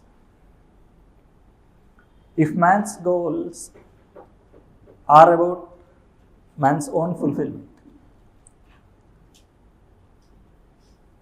and what is the state responsible for? It is responsible for enabling that fulfillment, where it has no active role but a passive role. What is it really protecting there? What kind of liberty is the state protecting? And why are there even boundaries to a liberty that somebody has to even protect it? So to take a small example, what I mean, we were recently in Rishikesh. I am a grahastha and I was hosted by a sannyasi. Now he is liable to give all his financial accounts, everything. Basically, the renunciate function is completely obliterated in the nation. There are renunciates, they survive, but then they can't properly fulfill their functions. Their liberty is not enabled at all because the system has a certain view towards what man's liberty is and what man should crave to aspire. So that once the goals of life itself are dictated by the state while claiming not to dictate, the liberties are automatically curtailed. So much so that we don't even imagine that something outside of these bounds can exist, and which is the real mental curtailment that we suffer. So protection of rights is in a way taking away a lot of imagination, your liberty, possibilities, immense possibilities of life. So from the theology, from the social theory, we are deriving a principle for state from which laws and policies are getting derived. We are not even aware where we are actually getting curtailed. Similarly, religion. Now, if monotheism and bipartite worldview are assumptions of the state, which is the case with the Indian state, this is not there everywhere. Now, if you take the ecosystem of sampradayas, they are not exclusivist. There is no exclusivism by membership. There is no right to propagate. It's an organic ecosystem where expansion happens by merit. But once you have a bipartite worldview, once you have monotheism, you will have a church-state separation. So there will be rights, religious rights that the state has to protect. Because church has to have its own power domain and the state has to have its own. This is another example. Similarly with jurisprudence, whatever sphere we take, we will keep seeing that contrast. Now, equality and justice, if the requirements they are to be realized by a judicial system, and it is known that there is a trade-off between equality and justice. But the goal of jurisprudence would be what? Protection of rights has to be there, curtailment of the state power so that it doesn't violate individual liberties. And then there should be penalty for deterrence and then for transformation. Whereas, if there is a natural order, if there is a cosmic order which is manifest in every individual as a natural order, we know there is a nature of man. Based on that, the duty of the state becomes protection of that order which is already known, which is what we know in the West also as natural justice. But then once an official system gets carved out, that's not exactly how it translates. And how does this make a difference to our life in the philosophy of justice? In the rationale for penalty itself. Why is penalty imposed? For deterrence or transformation. But in our case, there is something upstream which is parardha, to protect which a penalty is imposed. And everything downstream does change. The institutional structure changes once the goals change. Similarly with education, what we see is weaponizing of literacy, then there is a formalizing of education, and then there is urbanization, monotheism, mass production, universal consistency criteria, where there is no diversification of domains. So this is a chain that comes, which again, if our goals of life are seen differently, if happiness, civilizational, inward and fulfillment, skills for life are required, fine, but there is then fulfillment for which knowledge is sought, and then the one possessing the knowledge is not its owner. There is a natural diversification of knowledge, and the consistency becomes localized. That is why we have diversity of sampradayas. It doesn't have to be universal consistency criteria. Consistency is always localized. Completeness is attempted. And completeness is inconceivable in modern education because consistency is universalized. And universal consistency naturally leads to monotheism. You can't have alternate views. You either have a right theory or a wrong theory. But if it is right, it has to be universally valid and applicable and agreeable to everybody. Another example is town planning, where the objective in the modern system obviously is to ensure resources are managed for human consumption. There has to be fairness and distribution, efficient distribution of resources, with the ultimate goal of public welfare. In contrast, if society is a vehicle of divine, natural elements are divine, the human's approach to the elements is naturally in a way that the hygiene is there. I mean, it doesn't have to be a goal at all. Cleanliness is a manifestation of divinity. People would manage their collective spaces. Again, related to the diversification of knowledge also, the space separation is an inherent element in most of our designs, whether it is in knowledge sphere or in social sphere. Resource access and resource management mechanism, diversification happens naturally, which suffers once we do aggregation.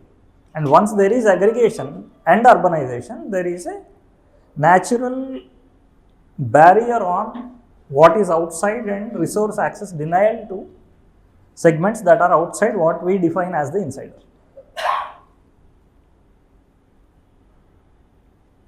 So which basically means that we cannot have any space separation, which means there can't be diversity. All this flows, and which creates duress on the society. So I would like to pause here, have our conversation before we get to the final section. Not doing a holistic exercise, we end up with divine or lower than that, we end up with such exercises. Otherwise, to me, both of them are divine. The upper paragraph as well as the lower paragraph. Yes, sir, but this as an outcome, one of the outcomes is not the same as this being the axiomatic goal of the system. Once this becomes the main goal, it precludes the divinity element. And it also precludes the diversification in the name of efficiency.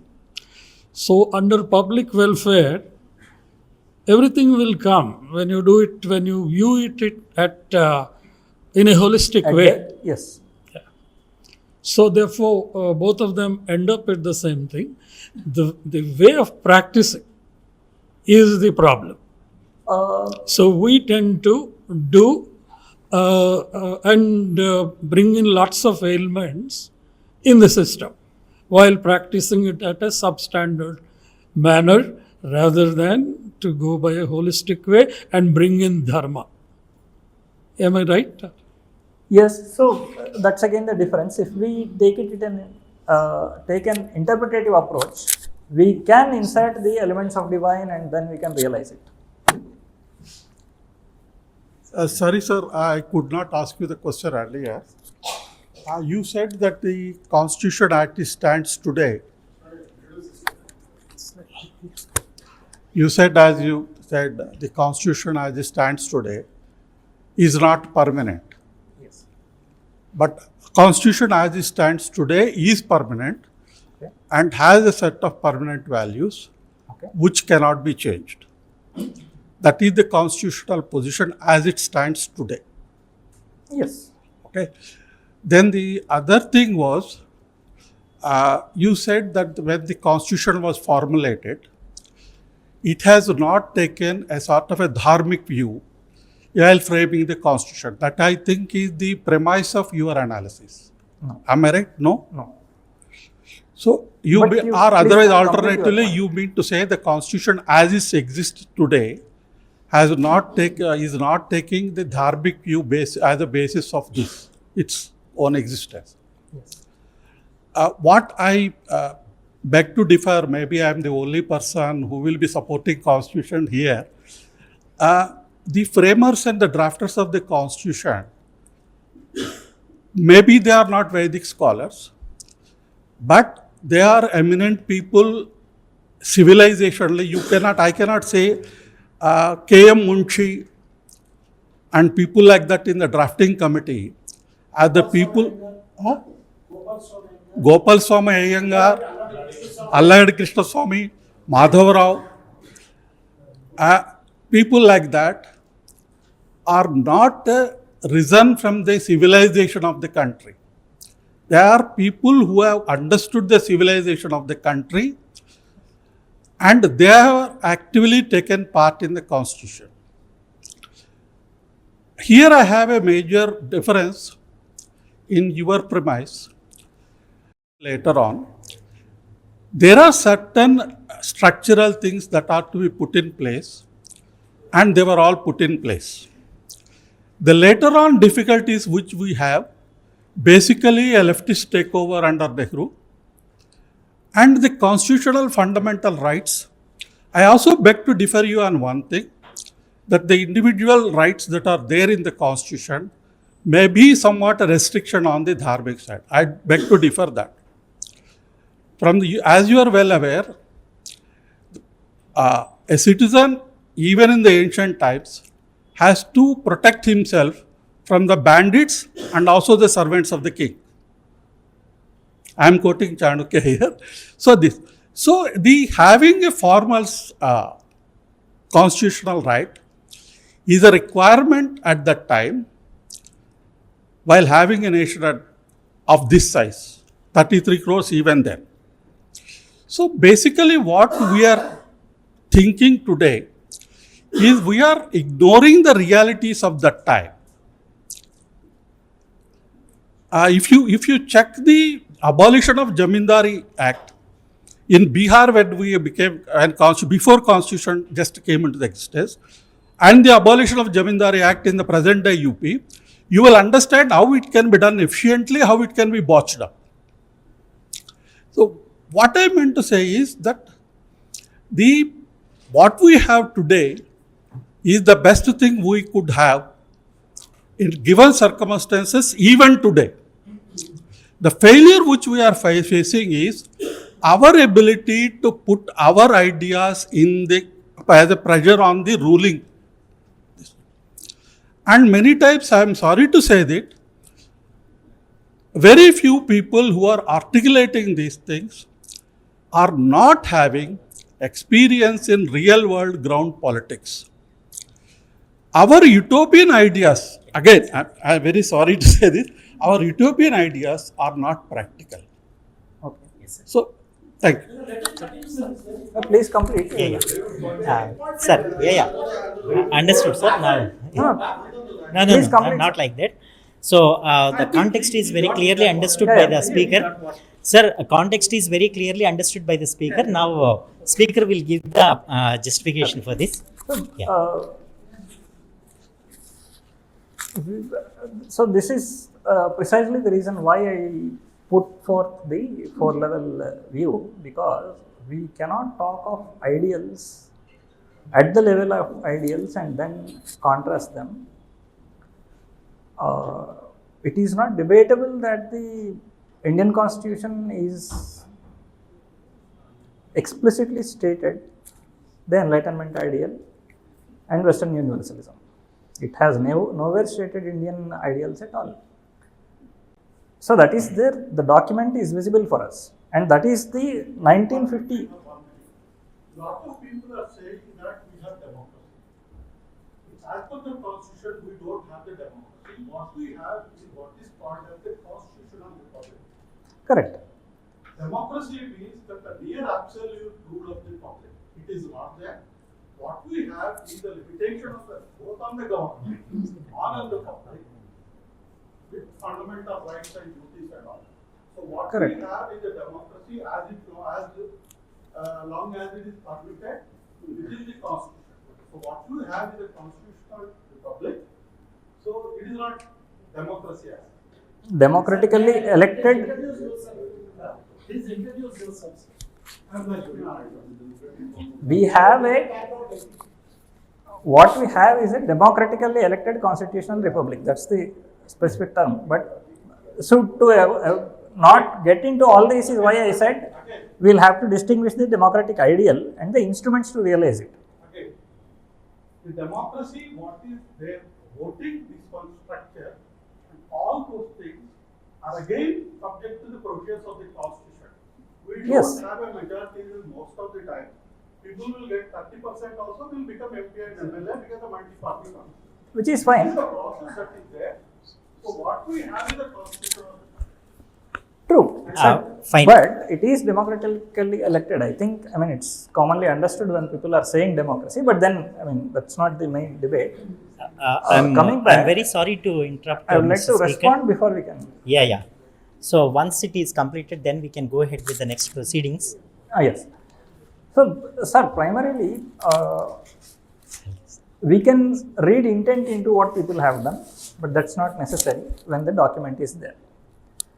The first draft of constitution that we have in 1950 has not taken cognizance of any of the native institutions. That's a fact. Now, what it has targeted is the problems it has stated as inherited from the British Indian state.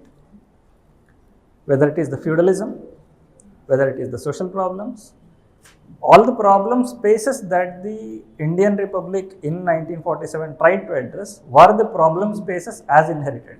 It has not stated any fresh problem at all. The only challenge it had was integration, which is where all the principalities, all that there. And actually, I did a 5-part talk on this systemic cause of the social problems in India, and then we are it's published on Bharat. I can give you the links. But coming back, at the level of the ideals, if we can't state things correctly, what I stated was any of our good intent about having a dharmic value in the present system will get digested to give the negative results because the frame is alien. I never said there was no intent to do the right thing. There was the intent. But then it doesn't matter what the intent is, the outcome is like this because we have a certain frame, and that frame is largely inherited. So we will have to state the problems more precisely and then we can solve them. That's the spirit of what I am trying to say. And even before all this, I have actually explicitly said that out of survival fitness needs or whatever it is, we have adopted these models, Western models, as a necessity. That wasn't complaint at all. We take cognizance of the reality as it is, and then we will figure out what we can do as we go forward. So don't think otherwise because of the shortage of time. So we request the speaker to precise the next speech. We would like to incorporate one more speech into this theme. So, sir, how much time you would like to take for that? 10 minutes. 10 more minutes? Yes. Thank you, sir.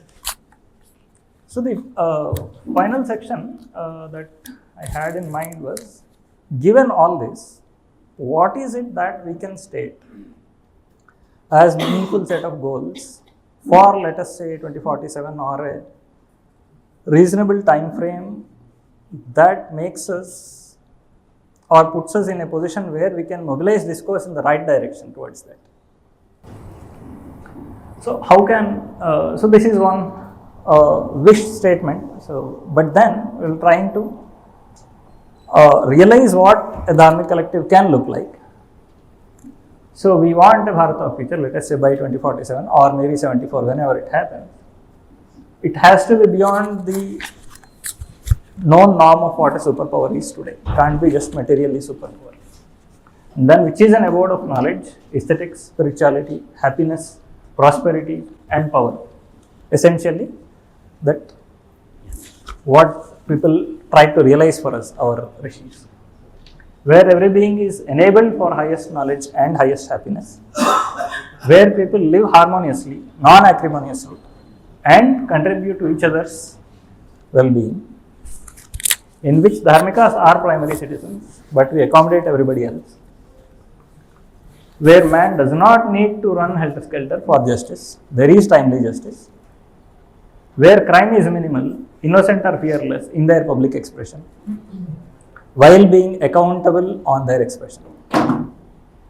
Where people pursue their highest fulfillment according to their own traditions, without fear of judgment. Where there is no shortage of resources or avenue towards pursuing highest fulfillment. Where human is measured by character and knowledge, not merely money and power. Where public spaces are clean, sacred, beautiful, worth craving to live in. Where there is fair taxation. Where wealth generation is possible without fiscal or character corruption. Where the state protects the wealth generator and the wealth generator funds security rather than state owning security. Then the wealth generator invests in righteous activities where all occupations are of divinity and dignity and people have the freedom to pursue them based on their own ability and inclination, ruchi adhikara. Where each individual, group and tradition has the space and liberty to practice and propagate by merit, not necessarily by right. Where officers officiate and do not pretend to serve, to provide ideal governance. Where warriors are proud of protecting the land, not just the land and people, but also the ways of life. And realize their own highest ideals, like the ace warriors like Rama and Arjuna. Where protection of geopolitical boundary is not an underdog's achievement, but the assurance of a world power. Where the Bharata, the Rajya, is seen as the protector of Dharma. So now how we go about it, again we can go into it, but essentially if we are able to articulate our collective will in terms that are meaningful, non-controversial and something that gives very clear direction to the state system so that it can take these as goals, and then it is very easy to say that this is the direction in which each of the institution has to transform itself. So with this I would like to end. Yeah. Thank you, sir. So yes, sir. As I mentioned, so definitely, so during the moderation I would like to provide the ample time for the people to ask the questions, multiple questions. So only one submission. My request is, please allow me to incorporate one more small speech. Once it is completed, then the question and answer session will be given. I request, thank you sir, thank you very much. I'll call you once again onto the dais. Public policy which shapes and safeguard the culture by promoting, preserving the societal values and heritage into the governance and development. Acharya Kautilya said very clearly in Ardhasastra, Praja Sukhe Sukham Ragnaha, Prajanam cha hite hitam, Natma Priyam hitam Ragna, Prajanam tu Priyam hitam. The welfare of the country and administrators are depending on the welfare of the public. The objective of the government should be always the public welfare. So, in this context, I request Mr. Siddharth Ayyagari to deliver on the theme Public Policy Connection to Culture. Welcome Mr. Siddharth Ayyagari to deliver it on the specific theme. Sabhaya Namaha. Good evening, everyone.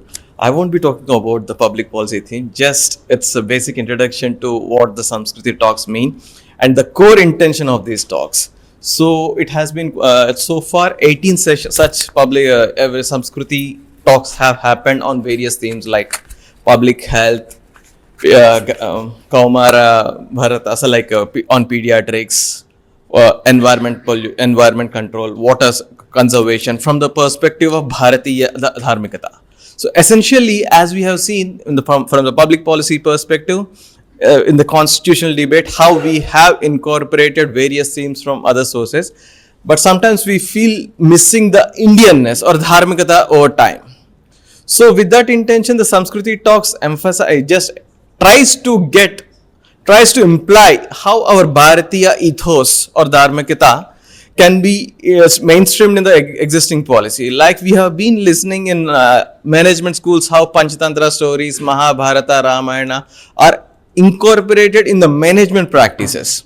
But why can't the same be incorporated in our daily public policy making at the state, national and local level? So we have a huge history right from southern India, Krishnadevaraya, from north, several kingdoms. So for example, take Shivaji. So we always talk about his contribution to warfare.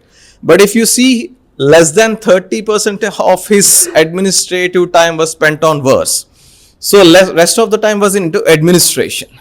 So we have to dig down that part and learn from those findings and what models can be replicated in our day-to-day in public policy practices. Same is the case with if you go to Tamil Nadu or even Karnataka, southern states, the level of irrigation techniques or the agriculture practice which have been done. So our core intention is to dig down. So through our various talks in the themes, we have worked on environment, family system, philosophy, water, from the all in the theme of all from the heritage and historical perspective. So with that intention, the talks, of course it is a wider subject, we need to focus down. Our intention is to focus again on how these practices can be mainstreamed in the local government practices, right from the top down, again if the bottom top approach or top to bottom, how we can replicate these models. So earlier we have been discussing on constitutional debates, what were missing, what were not missing, and our intention is to add dharmikata in the day-to-day public policy practices. So we have discussed about pluralism, distribution, decentralization. So again, if you see in the presentation, there were several highlights on town planning models. So if you see the current practices like in the local governments, the mayor hardly has any role to play. If you go to New York or any other New York, the Prime Minister of India meets the New York mayor. Does it happen here? No. So when we talk about decentralization, there are several practices. Like if you see Varanasi, it is one of, if you see a history from the town planning perspective, it is one of the best designed town. So prior to that, there was Mohenjo-daro, where was a design was rigid design, so like gridiron pattern. So when flooding happened, whole city is submerged.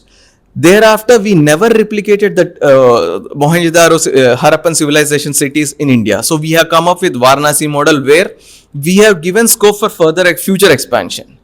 But we have forgotten all those practices and now see how chaos our cities are. So with this Samskruti Talks as a platform, we want to go back to basics and try to gain knowledge from various experts and replicate the same. So if you replicate the same into our policy making through our research, debates and discussions, so that ultimately it reaches to the highest echelon. Thank you so much. Thank you, Mr. Siddharth, for your eloquent speech. Yeah. So, thank you very much, sir, for your enlightening and deeply thought-provoking discourse on the specific theme. The Bhagavad Gita reminds us, Tadvidhi pranipatena pariprasnena sevaya, upadhyekshantite gnanam gnanina sattvadarshinaha. I request, knowledge grows through humility, sincere questioning, and the spirit of learning. We shall now begin the interactive session once again. May I request the participants kindly introduce yourself very briefly before asking the question. Ask one question, one concise question related to the today's topic. And I request the participants to give more chance to the other participants, and we want to get more benefits through this discourse. Thank you. Forum is open now. I'll take only 2 minutes. It's not a question actually. I want to add something. Our epics are excellent source of learning, especially Ramayana and Mahabharata. There are two concepts very common. One is Dharma Rajya and one is Dharma Rajya.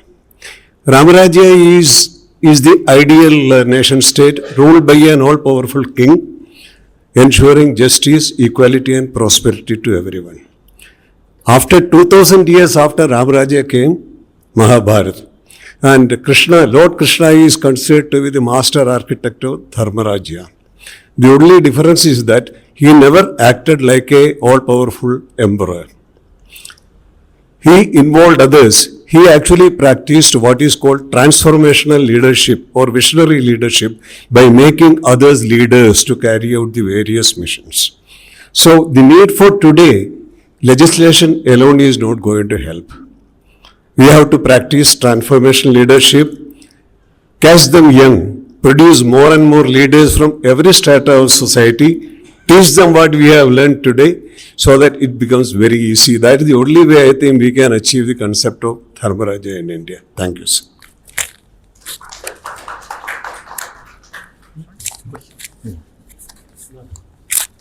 Please introduce.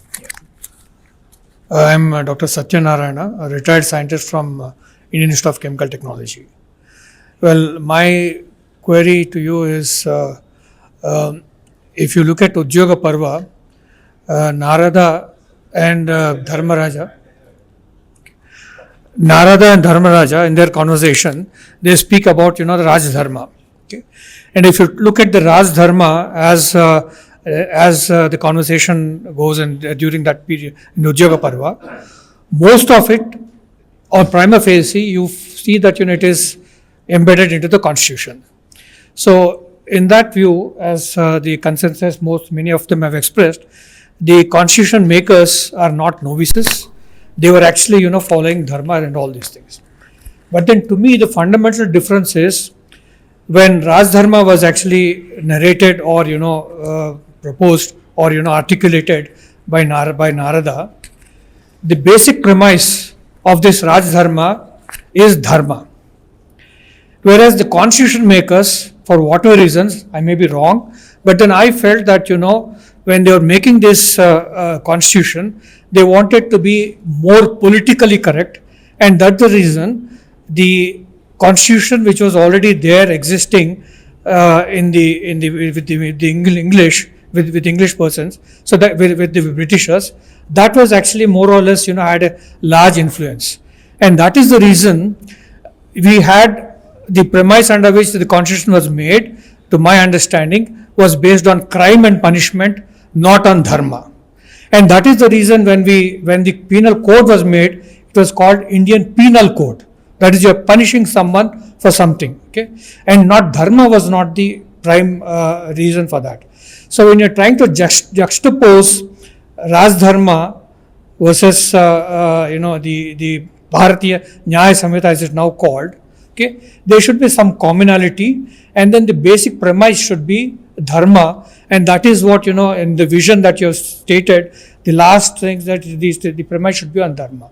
So how do we actually have this transformation happening from crime and punishment to a Dharma-based society? Very nice submission. Essentially, again, we can't contrast the ideals as much. On the face of it, ideals would be very similar. There should be delivery of justice. But then, that's where, as you said, right, is it simply crime and punishment or the philosophy? But there is no philosophy that comes in the constitution, and which is the main challenge. So how do you actually refute or change something that you have not stated and merely assumed? Which is why this articulation of theory is required, because it has to become a pretext based on which the constitutions actually derive. And that's the work not to be done in the scope of legislative per se, and which is also why the constitution could not actually realize most of it. So in spirit, I don't disagree. But then to be able to go about it, we will need to structure this in a way that we ensure we articulate those things that derive into what can be called a constitution of the future. Thank you, sir. So once again, I request the participants to introduce yourself while asking the question. Please ask the question very briefly. Namaste, Sabhaya Namaha. My name is Fanindra, and I really appreciate the efforts to discuss on the delta about the Hindu Rashtra and Dharma with the constitution. But my question is, these are all very brainstorming sessions, but when it comes to action, how are we going to bring this to action where we'll inherit back the knowledge and wisdom given by our ancestors back into action?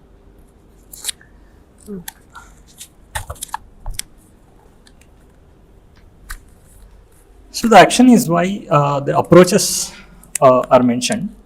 Action is happening. Let us say the reform is primarily the approach that people have taken.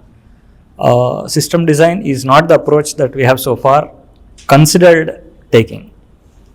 So the interpretative way, trying to see that our original spirit was meant to be dharmic, and then reinterpreting the legislations as part of judicial procedures, as part of policy actions also. So it's not that the work is not happening.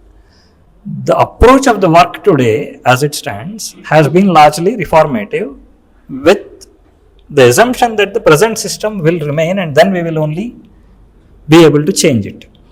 What I am suggesting is that there can be a different approach also, where we actually can envisage things and state it in a way that we can bring into discourse something more futuristic. Namaste everybody. Dharma Rajya, so many religions were not there that time. I think the same dharma was followed by the entire nation or entire Rajya. But now the same 2047 is given by somebody else here. I think everybody know that 2047 is given by some other people, so they want to change it or something. But now, so whatever the dharma, is it to be some people, that is a 2/3 of the people of India, or other 1/3 people of the India, this dharma will follow.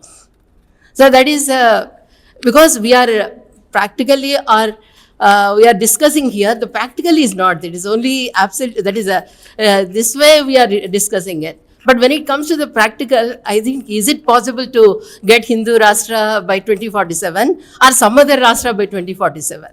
So that what reality we have to get, or what this one we should get it, that is, that means we have to change, or we have to change everybody.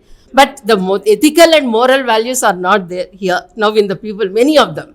So unless Though so many very intelligent people are sitting in one room and we are discussing about this, and because I really appreciate that young boy. So we can see only one or two young boys are there. All of them, they are white-haired people only. So how this will go to the youth? It has to go to the youth first. So otherwise, we are not going to stay for 2047, whether it's possible or not. But these things or whatever we are discussing, you should not end only in one room. It has to go to the youth. Is there any method to go to the youth?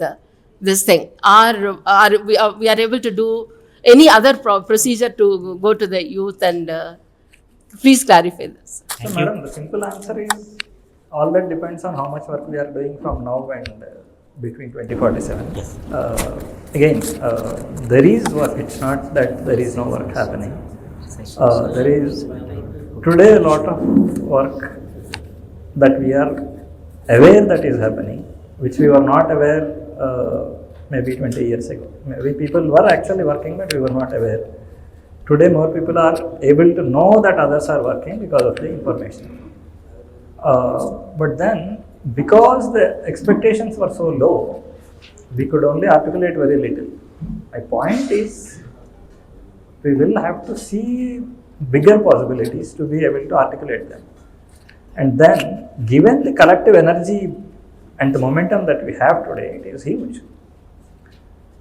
We can't on one hand say that we are 70% backward and then on the other hand we are in the world economy, fourth biggest and things like that. There is a fundamental paradox in all these statements. So whatever political correctness it is, that's fine, but then we'll need to understand the positive side of it, that we are actually big and there is a huge collective momentum.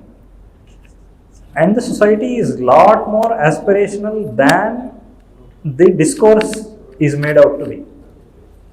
And that aspiration is there in everybody. The point is what kind of collective goals we articulate, which people resonate with.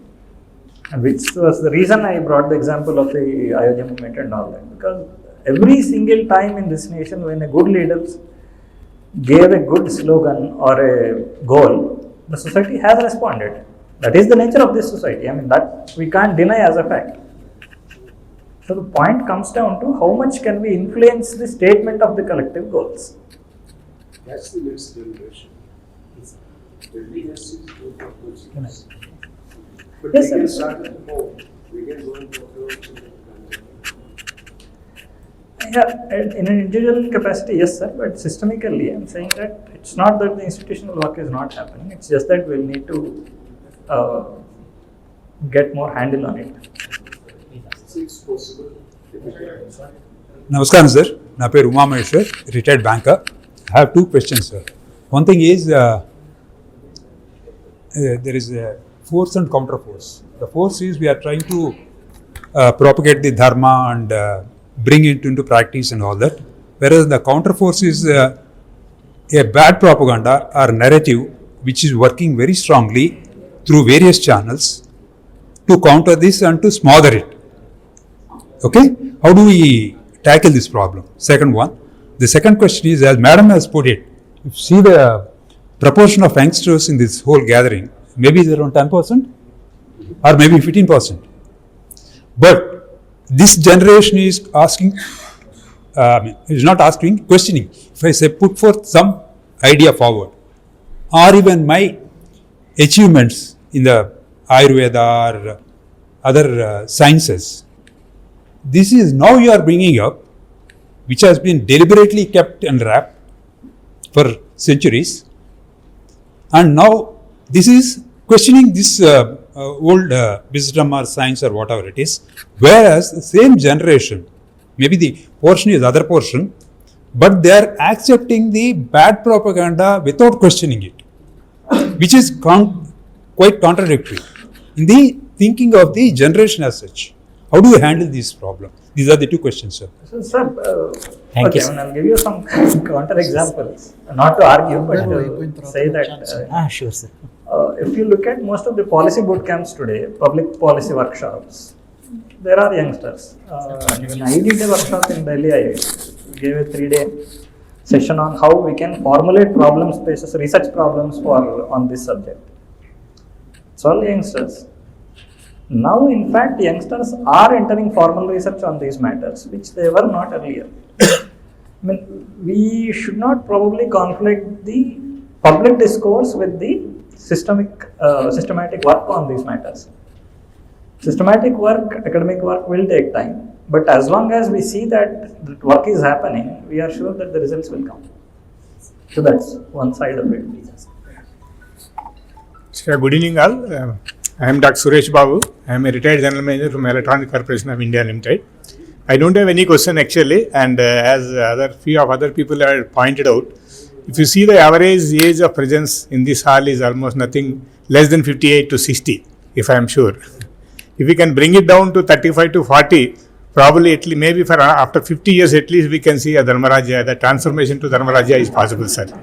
And if this foundation can put some efforts to bring these discourses to the college level or university level, if you can organize these discourses there, of course I can also help because I have a lot of contacts with academic institutes. That will probably, I think, make more changes in the country, sir, actually. Otherwise it will limit only for the discussion in the four walls.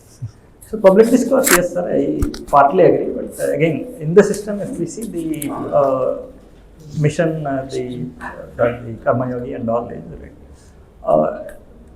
the work is being done primarily by relatively young people who are doing these IKS workshops for the public servants, civil servants and all this.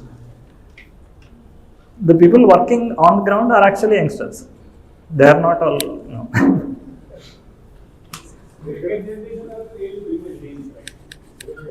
Shankara Bharadwaj himself is an example to you to be a youngster. Who was doing the research since 10 years. Small submission. So, further proceedings, still it will take time. So I request only one question, one participant to ask the question. Thank you. Thank you. My name is Parag. I'm also in IT field. First of all, thanks to my friend who invited me, and then it is really eye-opener and came to know that such things are happening. But in the same thing, the vision of 2047 is very good. Okay. Yeah, the vision is good. And as you said, if you give a high goal, everybody works for that. But the question is, where is awareness? Because in 20 years, we all will be much older, and the people who need to basically join that movement or who need to basically make it happen, I'm assuming that there is a program which will create awareness about it. So your comment on that. So which is what is the collective memory, right? The system has its memory and the society has its memory. Now, when something gets articulated as a goal at the system level and at the level of society, it does get action only in that direction. The state doctrine has been consistent for us. I mean, while all the political correctness, the opportunism is there, we know that things that got articulated as state doctrine have stayed in the system memory for decades, and there has been consistent progress. So that thing happens underneath. The noise outside remains, but then what we are talking of is the principles that we correct, based on which the system memory, so which is exactly why we need to state the goals that way, so that once they get seated now, the system does work in that direction until then. Once you say that these are the goals, and these goals can come through Dharma Rajya. But what is the Dharma Rajya that awareness is required? That's one. The other way to look at it is, you state these are common sense dharma anyway. Nothing is preventing the Indian state from saying this is my goal for Vikasit Bharat. How can you have Vikasit Bharat with majority backward population? Right? I mean, this can be your Vikasit Bharat. I can call it Vikasit only when all these conditions are met. Yeah, thank you, sir. Thank you very much. So once again, please forgive me for not allowing you to ask many questions because running short of time. So definitely, if time permits, after completion of the proceedings, we can interact with speaker.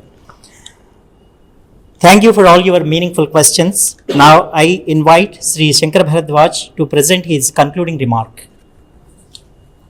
I think I am Done? Good. So thank you very much, sir. Our sincere gratitude to you, sir, sharing your profound insights with us this evening as token of our appreciation and respect. I request Dr. U.M. Chaudhary ji. Yes, I request all of you to give a big round of applause to our speaker. Thank you. I request Dr. U.M. Chaudhary ji to kindly present the memento to our esteemed speaker.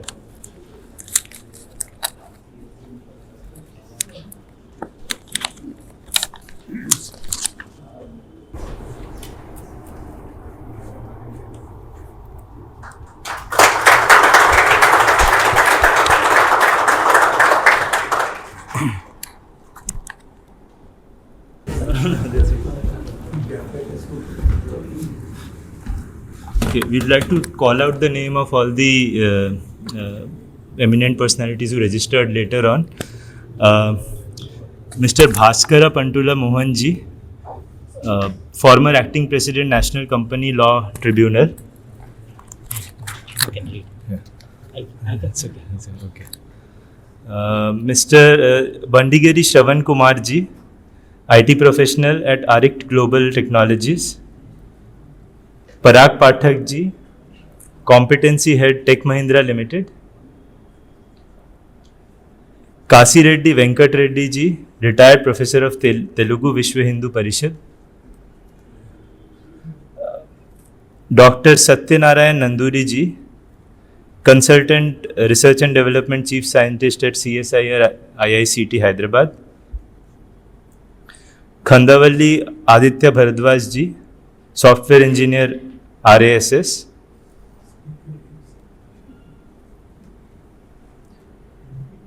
Dr. Smita Pathak ji, you don't have the details here.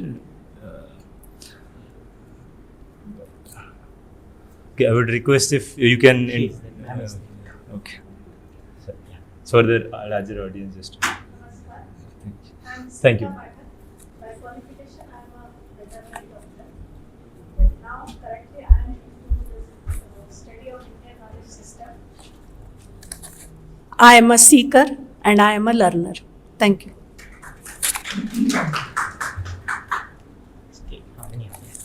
Thank you. Uma Maheshwar Kanthanji, retired AGM State Bank of India. Rajshekhar Kazaji is a director at Google. Okay. Dr. Subbarao M. Gauravaruppi, he's a scientist at ICMR, National Institute of Nutrition. Rajshekhar ji, producer at Dyuksha Media. Dr. Subbarao M. Okay, it's repeated over here. Okay. Amrita HKG, independent academician. Tigulla Aruna Kumari ji, retired school assistant, government school Kamareddy. N. Kameshwari ji, retired lecturer at Samskruti Foundation. S. Raghavendra ji, he has a business in cyber systems. K. Ranganathan ji, retired AGM NTPC Limited. Dr. Sadhu Suresh Babu ji, Electronics Corporation. V. Prem Kumar ji, retired government employee, EFL University, Hyderabad. K. S. Kulkarni ji, retired manager, New India Assurance. Sudhir Babu ji, Capgemini Associate Director, HR. Kiran Anishetty ji, faculty of UPSC and advocate of High Court of Telangana. Dr. Maruti Sharma Mannava ji, professor and HOD Department of Community Medicine at Kamineni Institute of Medical Sciences.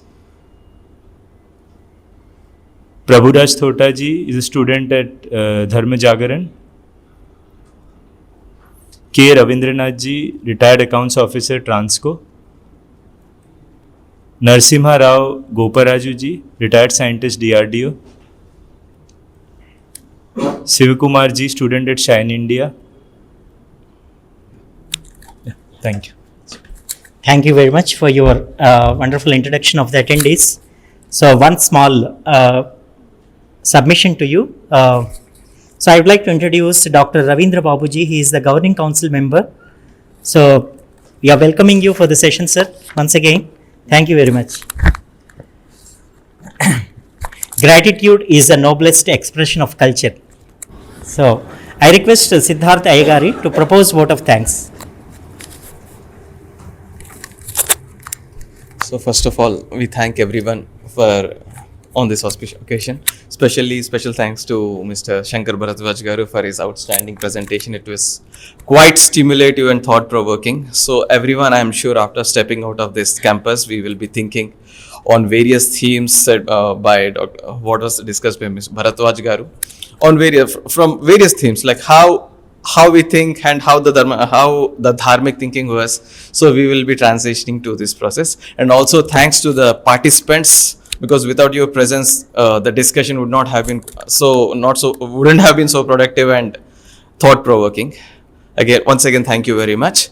And also there is all the recordings will be published in YouTube by name Samskruti Foundation Studio. Request you to please subscribe. So almost out of 14, close to 14 to 14 videos are updated. And also follow the website will be made live in couple of days. All the transcripts of these talks will be published in the website. Request you to please follow, share, and hopefully more youngsters will be coming into the next session. Okay, thank you so much. Let's proceed with the dinner.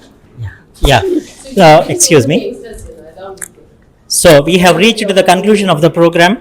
So today's discourses by Siddharth as well as our main speaker Shankara Bharadwaj reminded us that dharma is not merely a philosophy, it's the way of life. Let us conclude with the timeless declaration Dharma eva hato hantaha dharmo rakshati rakshitaha, which has been taken from Manusmriti. Dharma protects those who protect it. May we all strive to uphold dharma in our lives and contribute to a just, harmonious and enlightened society.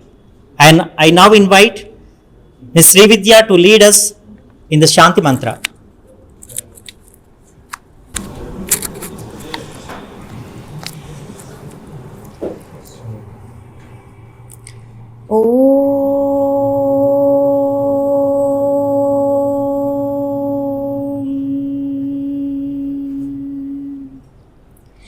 सर्वे भवन्तु सुखिनः, सर्वे सन्तु निरामया, सर्वे भद्राणि पश्यन्तु, मा कश्चित् दुःखभाग् भवेत्।